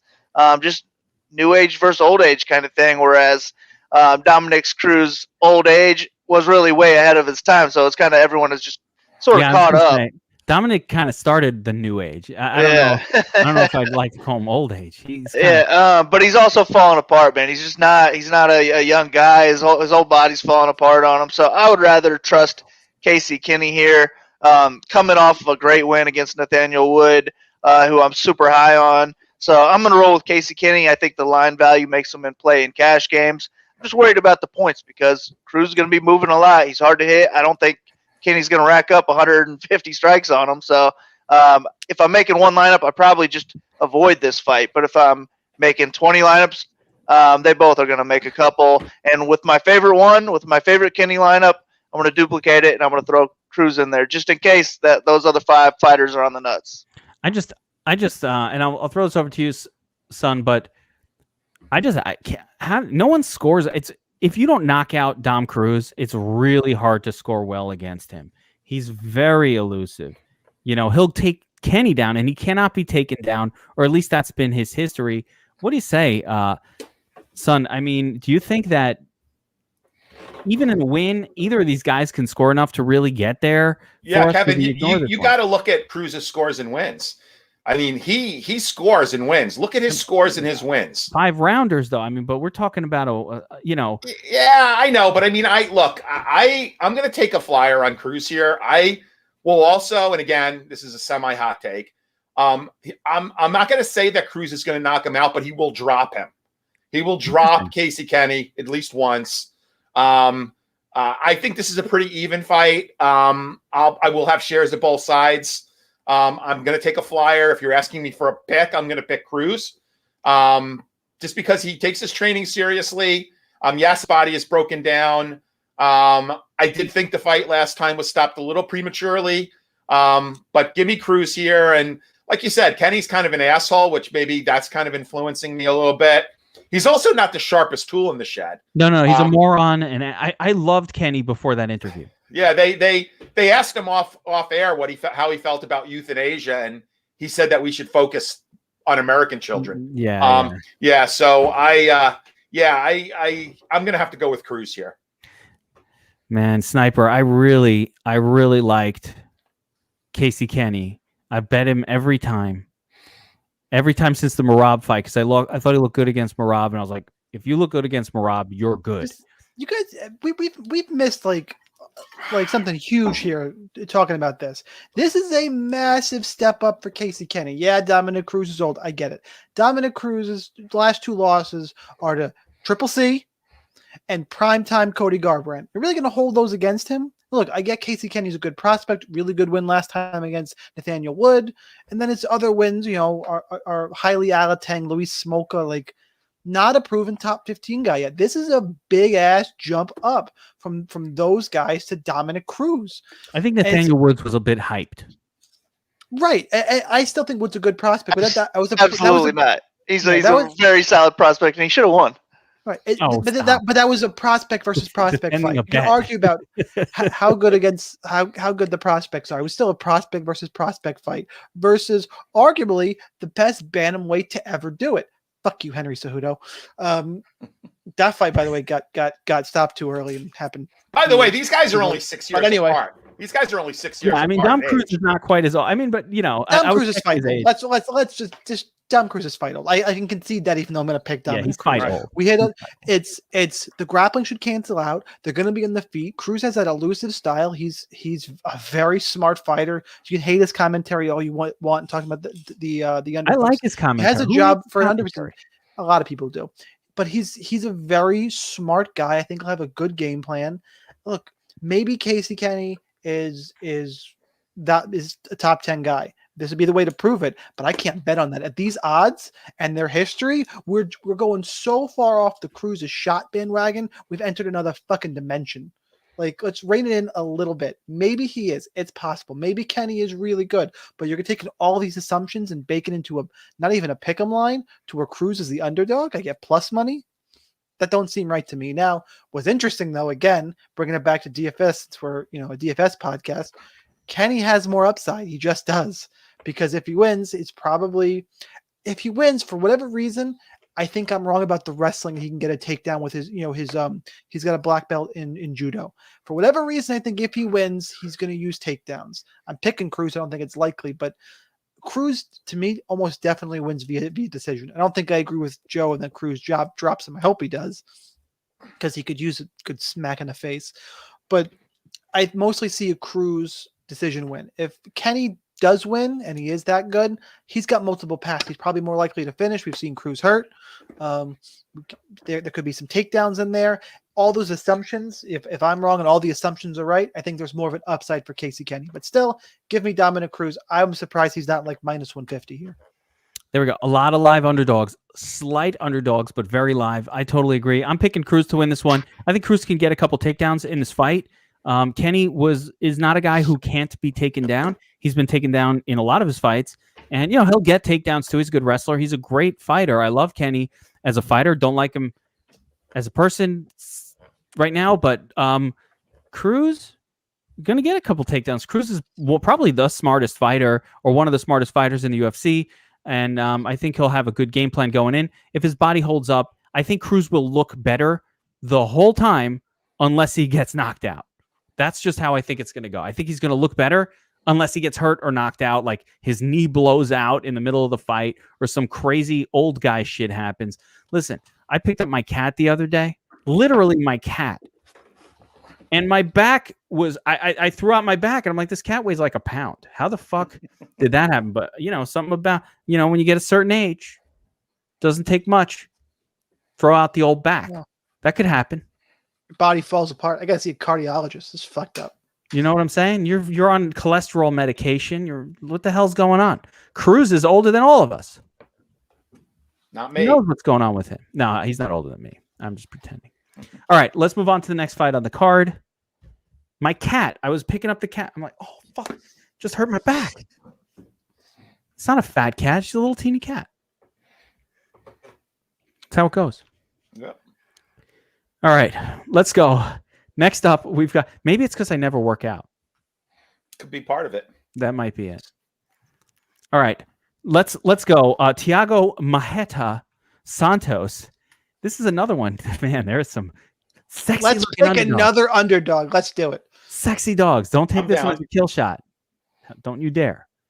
Why not? You want it? Yeah, Selfish bastard. leave this one for me. All right, hold up. Alexander Rakic, Thiago Santos. Rakic right now, minus 157 favorite. Comeback on Santos, plus 137. Fight goes to decision. Fight doesn't go to decision, minus 180. So they're giving it the respect of at least 2-1 to not go to decision. Now, I've completely lost my order here, so I'm going to start with you, Sun Tzu. I'm going to go with Santos here. He needed that fight back against Glover. He actually hit Glover with some pretty good shots. Glover just wore him down, as Glover tends to do. And, you know, Glover's been money for you and me, Kevin. So, by the way, we know that Glover is actually flown in to be a backup in case anything happens in the, Blachowicz Izzy fight. Oh, yeah? Glover's the backup? Glover's one of the backup. Yeah, Nice. They flew him in. They showed you him flying in. So anyway, look, I think he needed that fight. Split decision, John Jones, where he essentially tore every muscle in his body and needed time to recover. I have seen Rakic have some bad moments in the octagon, even during his wins. I've seen him have some bad moments, and I think if he has a bad moment against Santos, Santos will finish him. Don't get me wrong, I will have some Rakic in DraftKings, but this is another fight. I'm going to go with the dog for a selection. I like that pick. Big Marley, what do you say on this fight? You've got, I would say, more of a slick, speedy guy here in Rakic taking on the power of Thiago Santos. Yeah, both guys are solid strikers. Lots of power. Either one could land that big shot, get the knockout. I think Santos is probably the more of the one-shot power kind of guy. They could both also have a lot of success with leg kicks. Like whoever gets those off first could be the guy that wins here. I just kind of favor Rakic in the striking. I think he's a little bit better. I think he's a little bit bigger. And the real edge I give him is if he can get a takedown. I think he just keeps that top control, lands some heavy ground and pound, and rides out the round. Winning that round, I think the striking will be close enough to where that's all that it'll take. I don't see it being a high-volume striking match. I think they'll be a little tentative and they'll fear the other's power a little bit much, so they'll pick their shots. They'll do some leg kicking, but it only takes one from these guys, so they could score 100+ with that. I'm going to more so take the Rakic side just for that ground game. If he does take a wrestling path, I think it's going to be his safest path to victory. And also his highest scoring because he could rack up 150 strikes on the ground as well as those takedown points. So I'm going to go with Rakic here. I just think Santos just getting up there in age. Body's not looking quite the same that it used to. Maybe his supplements aren't quite as good anymore. But I like Rakic. I think he's kind of the new age, and he's one of my favorite light heavyweights. So I'm going to take him to get the job done by 30-27. Right. How about you, Sniper? What's your lean in this one? I am also going with the underdog. I do agree. This is one to play both sides of. I kind of see it playing out two ways. If they're on the feet too long, I think Santos knocks them out. I really do. I like him for GPPs quite a bit. Rakic does have upside though through the wrestling and grappling. I wrote in my notes, I just don't know if I can trust a young fighter like that to have a smart game plan. I've seen it so many times. Just bad game plan. You go in there, you stand with Santos, you get knocked out. Like I can see the whole script in my head. I don't see this guy as a wrestler. He's not a guy who's used a lot of wrestling throughout his. But he's a kickboxer. He has it. He does have it, and I think he could get Santos down. I'm just saying it's his path. Yeah, I agree. I'm taking Santos. I think they'll be on the feet. I think he'll land some kicks. I really like the body kick in this fight. Give me Thiago Santos to win via finish here. But this is one of the fights I think is going overlooked in this card as being really, really good. I'm going to say straight up. First of all, I like Santos as well. I do think it's going to play outstanding, and I have not seen Santos lose a standing striking battle. Like a couple weeks ago, I was saying this: Styles makes fights, and like to me, where's Rakic using heavy wrestling? I haven't seen that. He's a striker, and if he uses wrestling, he's going to be outside of his comfort zone. And Santos is not a terrible wrestler. Even the loss to freaking was it Spicely? Oh, or was it Paul Bearju? I don't remember, but that one loss aside, it was hard to get past that, in fairness. But that's not Rakic. He wants to stand and bang too. And you know what? You know what Santos does to people when you want to stand and fight with him? He knocks you out. This is a guy who beat Jan Blachowicz, who's now fighting for the championship on this card. So I think he's good. He's 37 years old. He's coming off the big injuries. I do think he had enough time to recover. He had the fight. Of course, the body's going down, but I like Santos here all day. I don't think Rakic going in there and striking with Santos is a great idea, and I think that's what he's going to do because that's all he can really do. Santos has okay takedown defense. It's not terrible. Like, he could stop a takedown. I think he could get taken down once, but I don't see it happening to where that's what determines who wins the fight. Give me Rakic as well. Another underdog. Crazy. You mean Santos for you? What did I say? Yeah, give me Santos. I'm running the backboard here while doing the podcast. It's not so you're easy. Getting tired. We got 4 more fights to go till. Take a deep breath. Take a break. Oh, which reminds me, I was supposed to stop this in the middle. Guys, you guys are watching this. For those of you watching at home, we made this a special public episode so everybody can see what we do over at DFS Army in our breakdowns. We do this for all sports, all sites. We have cheat sheets that you'll get from Big Marley, from myself, from Sniper. You've got all of us and Sun Tzu in our chat, just MMA alone. More knowledge than you can know what to do with, answering your questions, doing all that great stuff. Get signed up as DFS Army as a VIP or an MMA subscriber. If you just want MMA, you can get our MMA content exclusively. You can get the Domination Station Optimizer, all that stuff. And if you don't want to do that and you love the free breakdowns, hit like and subscribe to this channel. We do this for all DFS sports. Get on the DFS Army YouTube channel, Twitch, whatever. Like, subscribe, so you'll be notified when we go live with these breakdowns. And if you look at the channel, you'll see constant DFS content, and not like the other guys. You don't get a bunch of radio personalities. You get real DFS players sharing their research, their breakdowns, their strategies. You'll learn how to be a better DFS player if you want to start winning on FanDuel, on Draftkings, on Superdraft. Like, subscribe, and sign up as DFS Army. It's obligatory. And Manscaped to shave your nutsack. No, just kidding. We don't do that. We don't have that. We don't have that. You don't have to shave your nutsack for this. You don't have to buy a Manscaped device. Not yet. But maybe one day if they sponsor us, you do. And if they sponsor them, yes. You have really furry nuts. We'll all show our hairless sacks. What the fuck is? If you're married to Megan Oliveira, yeah, you do need to. No, I'd be so smooth. Joe B, he's definitely Manscaped. No doubt. Yeah. No doubt. Or Colby, if you've got Pollyanna, no? Yeah. All right. Pollyanna's Manscaped. All right. Colby's pretty hairless. Yeah. Let's move on. Islam Makhachev taking on Drew Dober here. This fight makes me sad. Minus 370 odds. Drew Dober, great striker, knock you out if you stand with him, but he can't stop a takedown. What happens here? I don't freaking know. Islam Makhachev, minus 370. Fight goes to decision, minus 145. So I'll go to big. I don't remember. Sniper, you want to start us off on this one? Sure. Islam Makhachev. Makes me sad because I'm a Drew Dober guy. 2.0 or maybe fake Khabib 2.0. Yeah, he's pretty close. He's the closest thing we have in the UFC to Khabib.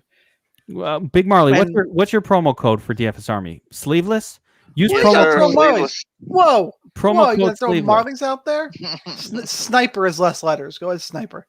There we go. You get 10% off. Use go Sniper or Big Marley. Use whose ever breakdown you like the most. Well, now I'm fucked. God damn it.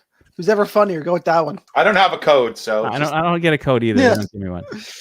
This fight. So this fight sucks for me because Drew Dober's made me a lot of money and he's about to get ragdolled around. I do disagree with you. I don't think he has bad takedown defense. It's just Islam Makhachev is okay, Auburn. I'll go get the hat in a second just to fuck with you. Look, Drew Dober's going to get ragdolled around here. If they stand and trade very long, Dober's the better striker. Makhachev isn't a terrible striker, but the gap of the grappling is so much bigger than the gap on the feet. Makhachev should score pretty well.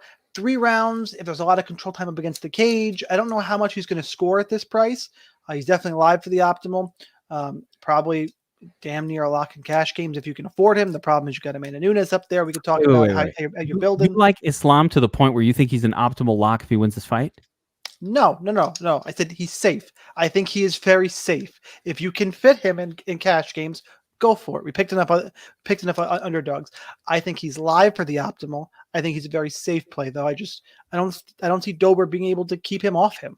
So it's probably, he's realistically an 80-point floor, and if he gets a submission, like he could, some people he's got 110, 115 point upside if he gets a submission in round 1. So Makhachev is the play. Dober, I'll be back on you soon because you are a cash cow for me, but not this fight.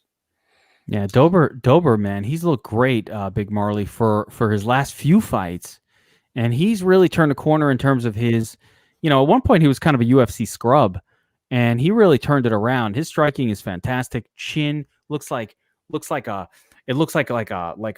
hippopotamus chin. Boom! It looks like he's not human almost. Like he took years of steroids to grow a chin, but it's not that. It's his natural chin. It's all natural. No implants there. I mean, I don't know. His body looks like he's been on some supplements too. This dude's super strong. So I think Dober is somewhat live just because he's so strong. Maybe he can stuff takedowns with his strength. And if Islam stuck striking here, never done that before. Well, he's kind of turned it around and he's become a wrestler in some of his fights. But yeah, I mean, I think if there was like a most improved award in MMA, it goes to Drew Dober. I'm super impressed with him enough to the point where I'm going to have to take some shots on him here. I think he can knock out Islam. But Islam's not going to want to strike with him. It's going to be try and get you to the mat early and often, and he's probably going to be successful with it, and he should be able to maul Drew Dober throughout the fight, maybe rack up 10-plus takedowns. I mean, he's never done that before, but he has the ability to. But he also has the control to just get one takedown and keep it for the rest of the round. I definitely like Islam. I'll have more Islam lineups, but I'm probably going to be having more leverage to the field on Dober. Like, I'm guessing Dober will be like 7% owned. I'm cool with doubling that, whereas Islam will be like 40% owned. I don't even know if I want to go overweight to that. So that's kind of what I mean, but I do want more Islam lineups if I'm mass entering because I think he wins a 30-27, maybe like 30-26, 30-25 type of decision. But I've been super impressed with Dober. He is the much better striker, stronger guy. Wouldn't shock me at all to see him get a first-round knockout. Maybe even in 60 seconds. Homeboy's been knocked out by Adrian Martins, I think, within like 60 seconds or so. Maybe it happens again here. Dober's a better striker than Martins, more powerful. Wouldn't shock me at all. I want some Dober, but Islam's a pick. Yeah, I mean, son, the proof is out there that Islam can be knocked out by a great striker. Like, it's happened before. But, it's not super likely to happen here, but it certainly isn't out of the realm of things that could happen. So do you give Dober a shot here? Of course I give him a shot. And that's what's truly sad about this. It's not a great stylistic matchup for Dober, and you are seeing the best Drew Dober, and training with Gaethje, stuff like that, and training at elevation. He's looked really good. I don't understand this matchup. Islam is not only, Habib's teammate, but he's Habib's cook when they're out on the road. He actually cooks for Habib. I think that Islam has a hard time getting fights. So, like, the fact that Dober is taking this fight, props to Dober. He certainly has a puncher's chance. I have to pick Islam to win here, though. Definitely has a puncher's chance, though. I will have shares of Dober. Building lineups with, strikers who have one punch power, I got to put Dober in those lineups, but give me Islam to get the grindy type of win here. Yeah, I agree. I think Islam is the play. You play Khabib when he's on the card and you play Islam when he's on the card. It's that simple. Yep. He's scored really well in his wins for the most part. Although, again, when he doesn't get a finish, it's not always special. So, there's certainly a case to be made for like top control, but not a whole lot of excitement. But I actually think that this fight favors a more aggressive top control. Like when Islam fought Davi Ramos, he was the better striker, or at least he wasn't in as much danger in the striking realm. He was probably more danger when he got a takedown because Ramos wants to be on his back, throwing up submissions. Arman Saryukin, we've seen him. He's really, really good now. Like outside of Islam, that guy has looked amazing, right? But when he fights somebody that is probably a better striker, what happens with these wrestlers, in my opinion, when they're fighting somebody who's like beating them to the punch, they're going to use that wrestling more aggressively. Like he's not coming out like, let me test my striking against Drew Dober. No, he's like, I don't want to test my striking. The one way this dude is winning is he's going to knock me out. He's been knocking everybody out. So I'm going to want to take him down fast. And I think that leads to potentially a higher scoring DraftKings outcome than what we saw against the wrestler in Saryukin or in the BJJ specialist in Davi Ramos. So for that reason, I think that Islam, if he gets this win, it will be extremely grappling heavy, which should lead to a pretty good score. Look, he didn't go for any takedowns against Ramos because he was the better striker. Ramos wanted it on the ground, and he said no. So that's a smart fighter. But in the case of this fight, he's not going to do that. I mean, and we've seen what he's done in previous fights. Give me Islam here, but I don't feel the need. Like, I'll give you my example here is I'm going to play Nunes over Islam. That would be a better play for me. I think she has a better opportunity to score well compared to him. So when I'm looking at that top end of the range, but with all these underdogs, you can play on both. It all works. There's so many underdogs on this card that are live. All right. Let's move on. People's main event. And this is the real people's main event, guys. I'm sorry. Nunes versus Megan Anderson. That's no people's main event. That's no co-main event. You know what the people's main event is? We got Aljamain. This is, I think, I'm going to say this is the one I'm looking forward to the most. Now, I'm a little biased because I'm a personal friend of Aljamain Sterling. Me and him are boys. Now, when I say boys, I mean I met him once at a MMA event. But we hung out. I think I was there too, Kevin. And he was super cool. No, I was hanging with Aljo on the line to the VIP section. I'm like, Aljo, what's up, man? And he was just hanging out. You could tell he's got the hair. You're like, that's fucking Aljo. That was before he was anybody. Kind of. And now look where he is, the champ. I got a picture in one of my old phones, a little selfie. What's up, Aljo? He's taking on Petr Yan in the championship fight, first one of the night. And to me, this is my favorite fight on the card by far because both of these guys are awesome. And when you have two like awesomes coming together, like I look at Petr Yan, I'm like, no one's going to beat him. Then I look at Aljo, I'm like, no one's beating him. Fuck. Somebody's got to lose. So Sun Tzu special guest, people's main event. Petr Yan, local, homegrown, Matt Serra product, Aljamain Sterling, even odds, 5 rounds. What do you say? I've got to go with Petr Yan here. Look, I'm going to have both sides of this fight in DFS. I just think that Yan is far too technical. Yes, maybe Sterling gets him down. Yan will get it back up again. He cracks. I don't know what this fight is going to look like on DraftKings scoring-wise, especially if it goes to a decision. But I do favor Yan here slightly. But I'll probably be equally weighted to this fight on DraftKings. So it's not exactly a ringing endorsement. I don't know that I would bet. Everybody watching's like, thanks for nothing. I know, thanks for nothing. Well, I am telling you, though, that I'm going to have probably both sides of this fight. I have a hotter take in the actual main event, but I do lean towards Yan. It would not surprise me if he got a late finish here. I think people were very surprised by what Aljo did to Corey Sandhagen, and there might be some residual effect of that. Not this guy.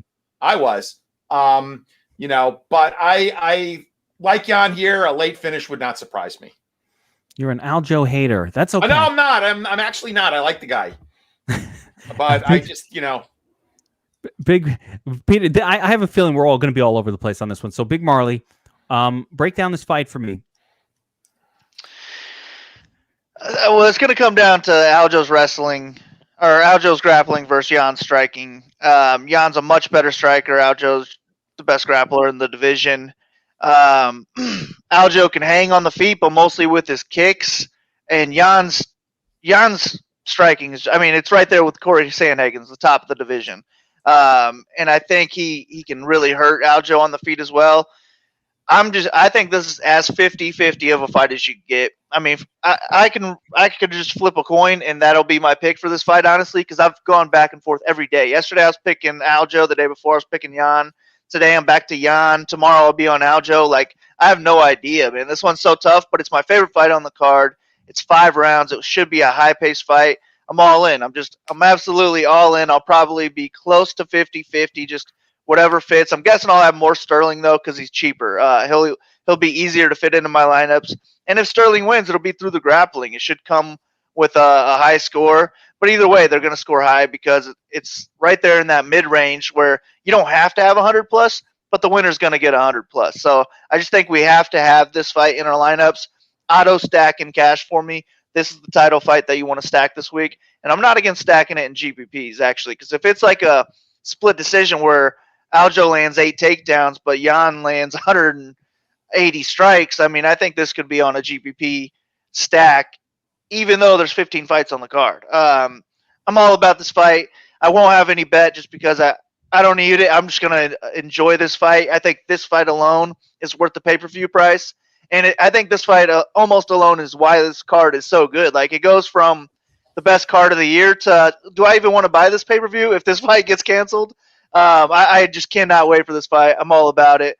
Right now, I guess right now I'm kind of leaning more back to the Jan side, but I picked Aljo on my sheet. I picked split decision. It could go either way. I have no help on this one. No help. Sniper. Peter Jan, Aljo Sterling, Long Island, Russia. All right, you ready? Here we go. I'm taking Aljamain Sterling, and early in the week, I was actually, I started thinking, man, Peter Yan is so good, this, that, and he is. But I would argue we know less about Peter Yan than we should. If you dig back, man, that's a soft road to the bantamweight title. It really is. His best win is Jimmy Rivera. Aldo. Come on, Jose Aldo at 135. Yeah, I'll give you Aldo. I guess it's just for how good 135 is. These are the guys he beat to win the title. Like, something just doesn't and it's because he was so hyped up. And I get it. You protect your money maker. Honestly, when the title was vacant, Aljo should be the champion in my mind. Aljamain Sterling and Cody Sandhagen. To me, I think I said it on that podcast. That was for the title. Those were the 2 best guys. I think the title is bullshit. Hang on. That should have been for the title. So the best fight, the best opponent on his record is Jimmy Rivera. Jimmy Rivera outstruck Petr Yan. The problem is, at the end of 2 of those rounds, he dropped Jimmy Rivera. So he wins, it's a close fight. So I don't think Petr Yan is untouchable on the feet. He's got more power. He's more likely to finish Aljo. Marley hit, I think, striking at range. Aljo can do work on the outside. The leg kick should be a big weapon, as Petr Yan is mostly a boxer. We've seen the calf kick be a big weapon as of late, especially against boxers who are heavy on their front leg. He should take out the legs of Petr Yan, compromise movement to set up takedowns, and take away some of the power. Problem is, to get a takedown, you have to go through boxing range, and that's where Petr Yan is really dangerous and could do some damage. So yes, really close fight, but Aljamain Sterling has more paths to victory. I think if he stays on the outside using his movement and he's fast and his athleticism, I think he could outvolume Petr Yan. Grappling, we know he's got the advantage there. Could just have control time. Could get a submission. We've seen some nasty submissions before. Not just Cody Sandhagen, but Cody Stamen as well. That knee bar was disgusting. Legs don't go that way. Petr Yan, I'm not saying he's going to get rolled here, but his path is the knockout. Like, he needs to catch Aljamain Sterling in boxing range and wear him down with strikes and finish him. I think that's his most likely path to a victory here. And I hate relying on knockout wins. I just do. So give me more pass. Give me Aljamain Sterling. Do agree with what Marley just said. This is the first thing I'm stacking in cash games. I think it's the one fight that is viable to playing both sides of even in GPPs. And I'm going to play some Petr Yan. I'm going to be pretty much all in this fight. Haven't built yet, but my gut right now, I'm probably going to be 60-ish to 65% Aljamain Sterling.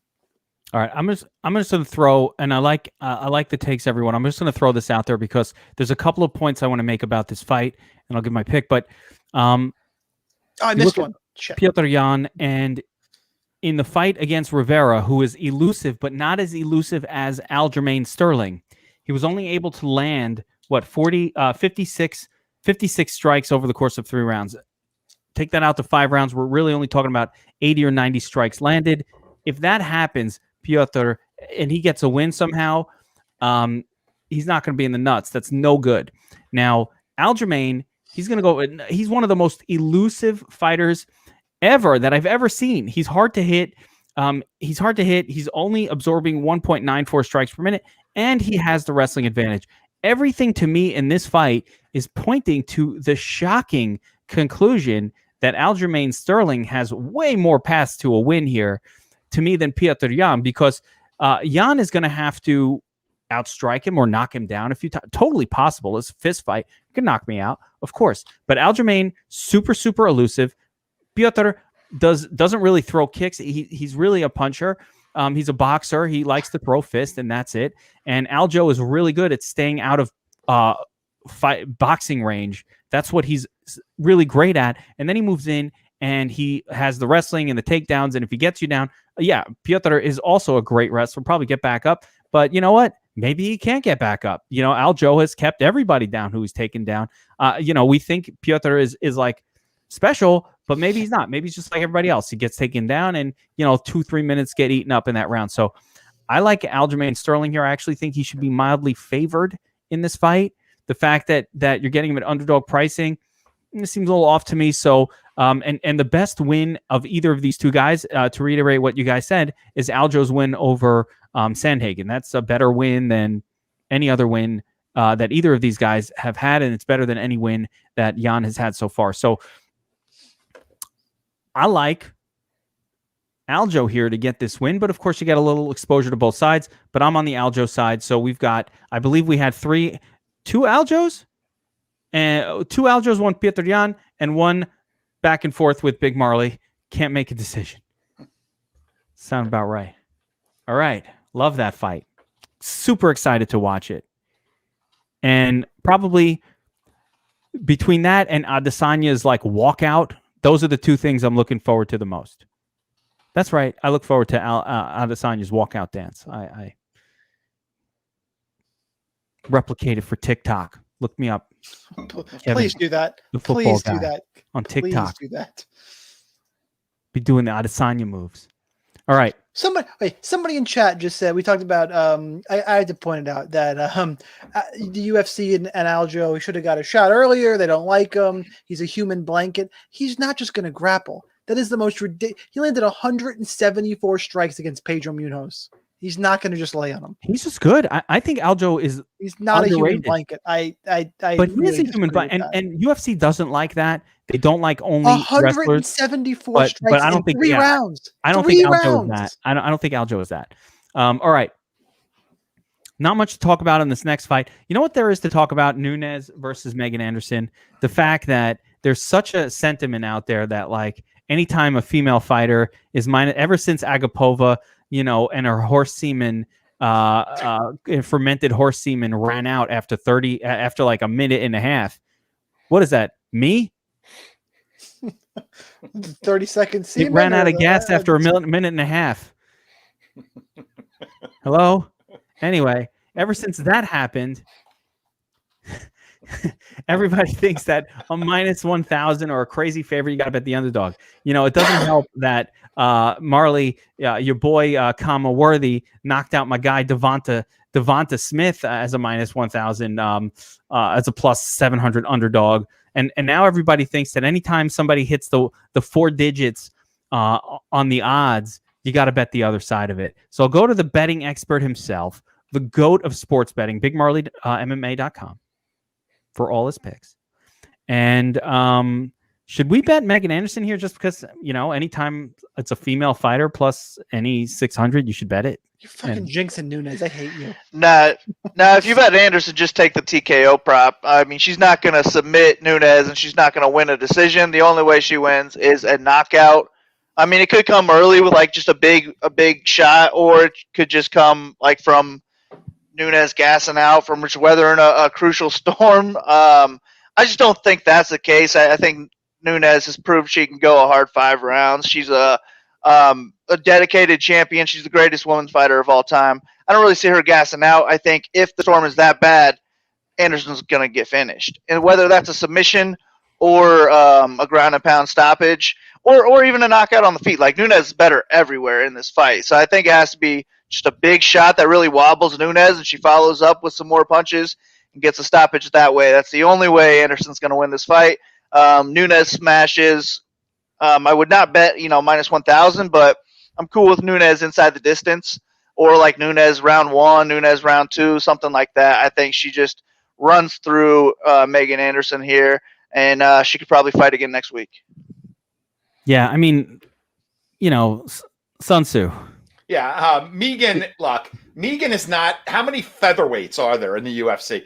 It's Megan just a sacrificial lamb. Megan is not even in the top 5. I mean, Felicia Spencer dominated Megan, went a very hard 5 rounds with Nunes. That fight should have probably been stopped.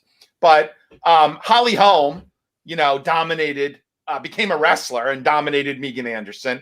So this match makes absolutely no sense at all. I mean, why don't you just give her the belt and save Megan some punishment here? The question is, like, are you chasing the 60-second 25-point bonus will she be able to win quick enough to get that bonus? Because then she smashes, then she makes optimal.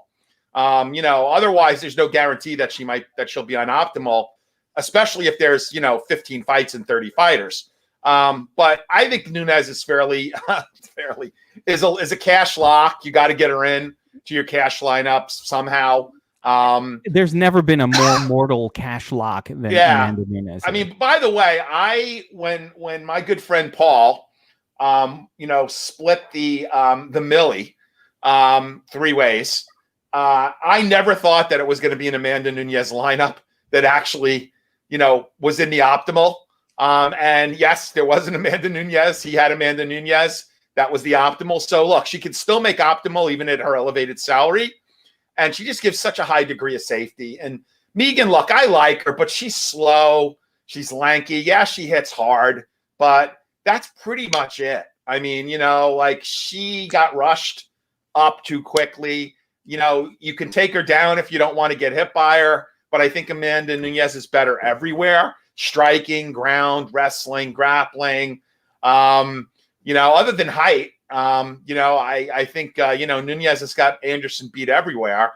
So I think you need to have Amanda Nunes in all your cash lineups. I think you need to probably be overweight to her in GPP simply because of any of the fights out there. She's certainly in the top 3 or 4 in terms of getting that 25-point bonus, which would definitely, put her on optimal. It would give her a minimum of 115 points. So I don't know what else there is to say. No, I will say what needs to be said. All in on Amanda Nunes on this card. Like, when I'm making a lineup, the first thing I click is this right here. And the reason is because look at her fights. 126, 159, 107, 140, 118. The only time she didn't break 100 was against Valentina fucking Shevchenko, who is awesome too. But beyond that, all these women who have beaten, a bunch of them have actually beaten Megan Anderson and whooped her ass, got their asses whipped by Nunes. So there's nothing to talk about here. The UFC wants Nunes to fight. They don't have bodies for her. There are nobody left. She's going up to 145. She could fight at 135. It doesn't matter. There's no bodies left for her to beat up on. She is the GOAT of women's MMA, by far the greatest female fighter ever to step in the octagon. She will go down as the greatest female MMA champion of all time by the time her run is through. And this is just another notch on the belt for the Lioness. Nothing to talk about here. This is not an Agapova unproven fighter against the scrub that can gas out situation where the minus 1,000 or Rodolfo Vieira, another unproven guy who can gas out. That's not happening with Nunes. She's going to smash here. Obviously, the one case you can make for Megan Anderson is that case of, maybe Nunes comes out, gets excited, loads just unloads on her, and somehow she survives it. And Nunes just starts, gasping for air because she just let it all go. But I think she's a little too smart for that. So yeah, give me Nunes. Definite possibility for the fast finish bonus. But even if she doesn't, I think she scores enough. And there are so many live underdogs on this card that it doesn't matter. You play her, you get the 120 points, you get the 115, you take your 100 plus, you move on. All right. Main event of the evening. Israel Adesanya, minus 235 favorite. Taking on Jan Blachowicz, plus 195. Fight goes to decision, plus 140. Fight doesn't go to decision. A surprising minus 170. I kind of like the fight goes to decision prop here. A surprising minus 170. Fight doesn't go to decision. Adesanya moving up in weight to 205. And yet he's saying, probably won't even weigh 205. I don't give a shit. Jan Blachowicz took a whooping from Thiago Santos, who's fighting on the undercard. But yet here we are. How did Blachowicz get the championship, Big Marley? How did he become the champion? Because John Jones stepped away, allowing Blachowicz to fight. Dom Reyes, I believe. That's dead to me. Yeah, Dom Reyes. Who the fuck is Dom Reyes? Why was he the next in line? I thought he was the next best. And he just he didn't do anything. John Jones. Yeah, true. Yeah, because he had the closest fight against John Jones. John Jones fights in a style that it looks like everybody almost beats him. That's just he was given a belt by not beating a champion. He was given a belt. That is my point. So this is the real championship in my mind. He was given a belt. And he gets to fight a 185er who's not even going to bump up to weight. So yeah, it's still not even if he fought John Jones, that would be like the real championship. Blachowicz is on a 4-fight win streak. Two of those fights are against 185ers. Rockhold and Souza. Yeah, not too bad. But he is going to be the bigger guy. He's going to be the stronger guy. He's going to be the better wrestler. So he can win with a knockout. He could win a decision. It would have to be grappling based, mostly. Or just like Izzy not throwing volume, just kind of a back and forth striking fight where takedown can win the round. But if this is a striking match, Izzy's going to be levels above him in that point fighting. I think even with less power, I think he's more likely to get a knockout just because he's going to read Blachowicz quicker than Blachowicz is going to read him, and he's just got more tools in his toolbox. So yeah, give me Izzy to outstrike anybody in the UFC right now. I don't care if he's smaller or not. I do like Izzy here. My worry is that he doesn't score well, though, because, he scored 49 points against Romero, like in a 5-round fight. You might as well lose, you know what I mean? So I'm not worried about 49 points, but I'm worried about like 80 points from him, and that will kill you just as good. So I won't be all in on this fight. I will be more so on the Adesanya side. I think Blachowicz will have a good amount of ownership for an underdog. I think a lot of people are on him this weekend. But I like Izzy to win like a 49-46, clear decision here. I just don't know that he gets more than 10x that 9.2K salary. That's the worry. I would not stack this fight in cash. I'm fine with fading it. It would be Izzy or fade for me. I wouldn't even talk you out of Blachowicz if that's what you wanted to do in cash. But I'd probably just prefer to fade it. I'm stacking Jan and Sterling, so that's how I'm going about it. And I think Adesanya wins a clear striking match here.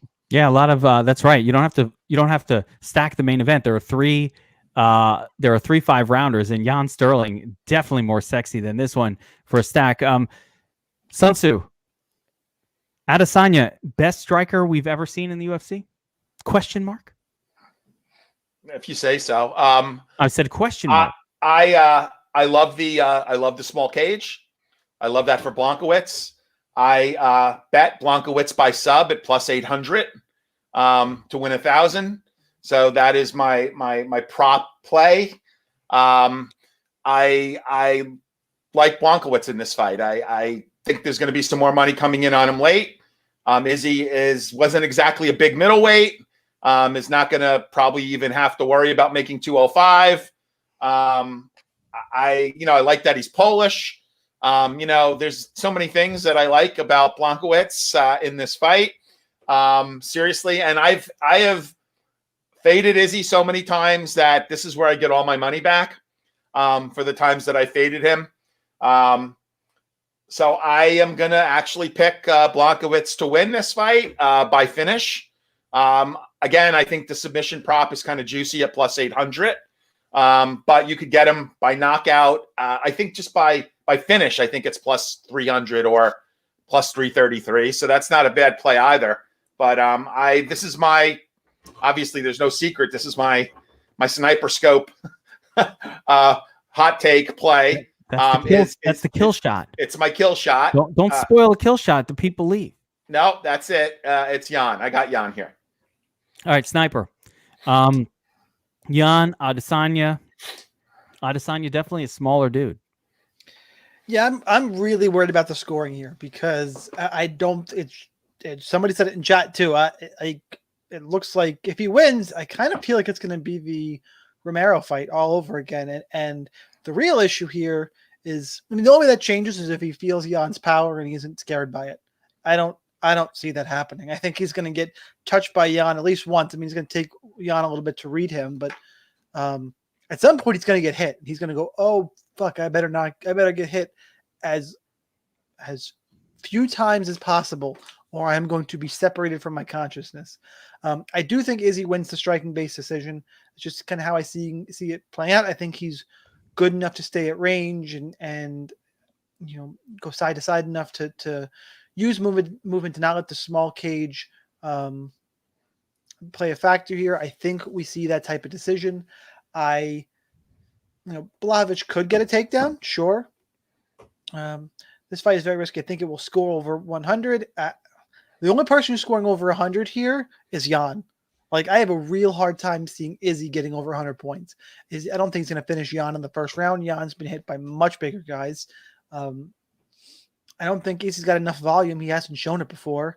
He's not going to go for a takedown. How does Izzy really score high? Jan's the guy with more potential to end up in the optimal lineup. That being said, I still think Izzy wins the striking-based decision.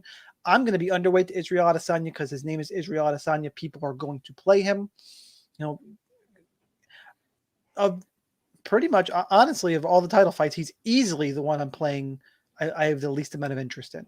So he's my pick to win, though. I think he gets a striking-based decision. Jan Blachowicz has the upside. Cash games, I actually prefer Jan in cash games.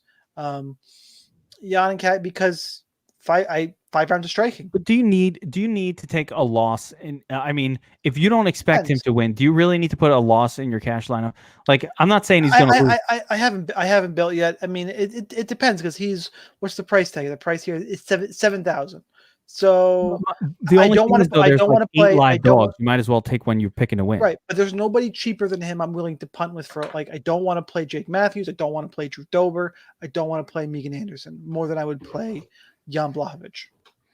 So give me, if you need somebody in this range and you keep going, building around it, Trevin Jones, not playing him in cash games, and Kennedy Nzechukwu, not playing him in cash games, Elon Cruz, not playing him in cash games. No, Kyler Phillips is the 7,300 and below. To me, Jan Blachowicz is the only cash play in that range. And if you want, and if you want to get Amanda Nunes in, I haven't built yet. You might need him. You might need Jan. If you want to build up on all those other underdogs in that range, sure. But I probably want to get another expensive fighter. I might need Jan. And by the way, Kyler Phillips is probably the second person in my cash lineup. So who knows? But building wise, I think Jan's the cash play. You can get in there. No, I think Izzy's going to be pretty popular. My opinion, Marley's the ownership guy. I don't know if you saw Marley Auburn asked, is Izzy going to be lower owned based on everybody with the same train of thought as us? I'm seeing like 35% in my head, something like that. So lower on the normal, but we got three title fights, which Yeah. will take away I from think like he'll be how the- it usually would be. I I can't think see he'll myself be the being over lowest like owned 25%. main event favorite. Like he'll be the lowest owned of the 5-round favorites. I expect definitely. I expect definitely Nunes will be higher owned, and I would say that between Jan and Aljo, that fight will be way higher owned than the Jan fight. I think Like- Makhachev might be more owned than Adesanya. Agreed. Could be.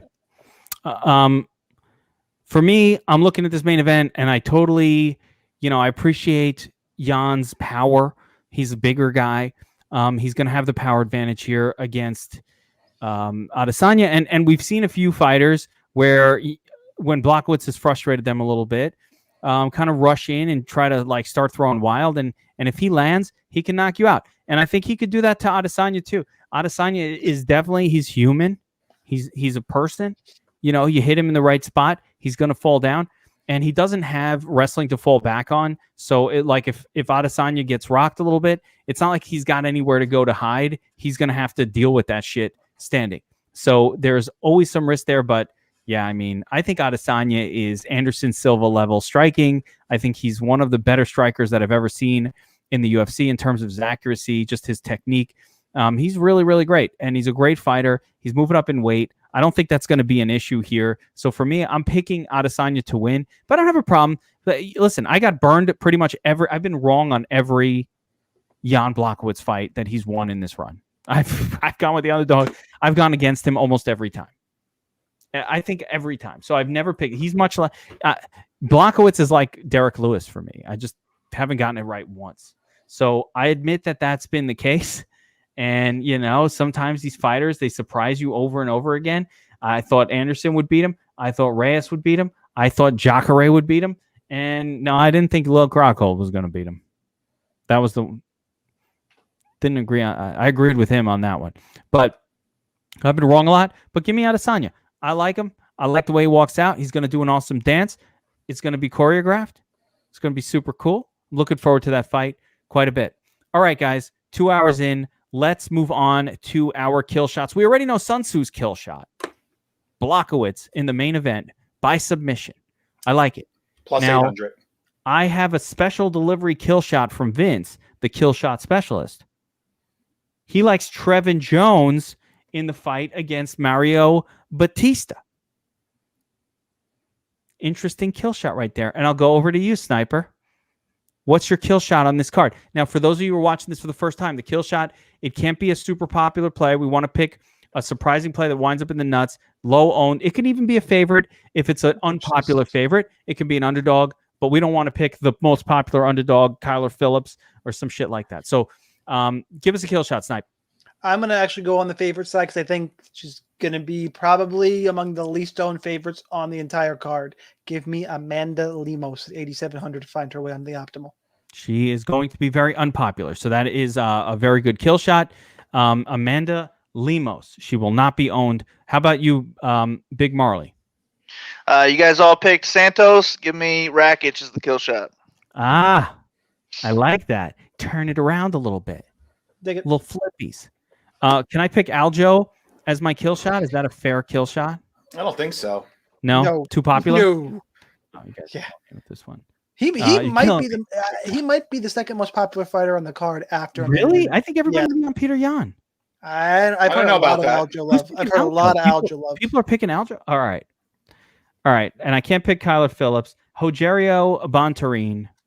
Didn't we say no to him too? Oh, no to him too. Yeah, no to him too. Oh my Those are God. the two most popular dogs because I was going to say Yeah, Bontorin. those are the three dogs. Phillips, You take all the dogs. Sterling, and Bontorin. That's your three popular dogs. No, Dom I Cruz? almost said Elon Cruz. I mean, I'm okay Dom with Cruz. or I'm cool with Cruz. Benavidez. Give me one.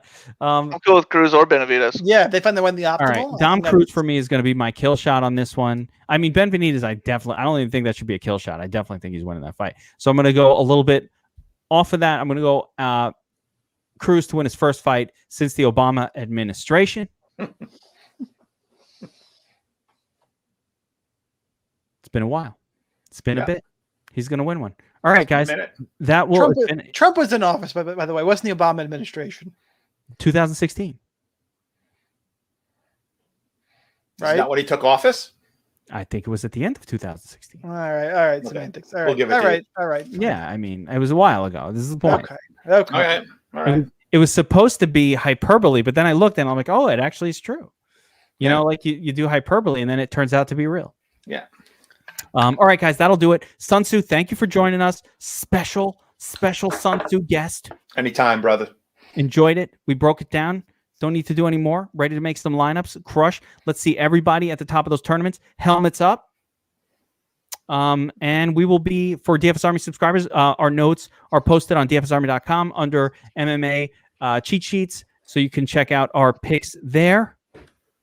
We'll be in our DFS Army Slack, of course, talking shit about the fights, informing you as they get canceled. I texted Sun Tzu.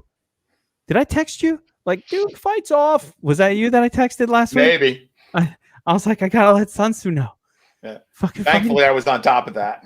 Yeah. You were like, no, I did. I texted or I tweeted you, whatever. I was like, I got to tell Sun Tzu the fight is off. What fight was that? It was an important one.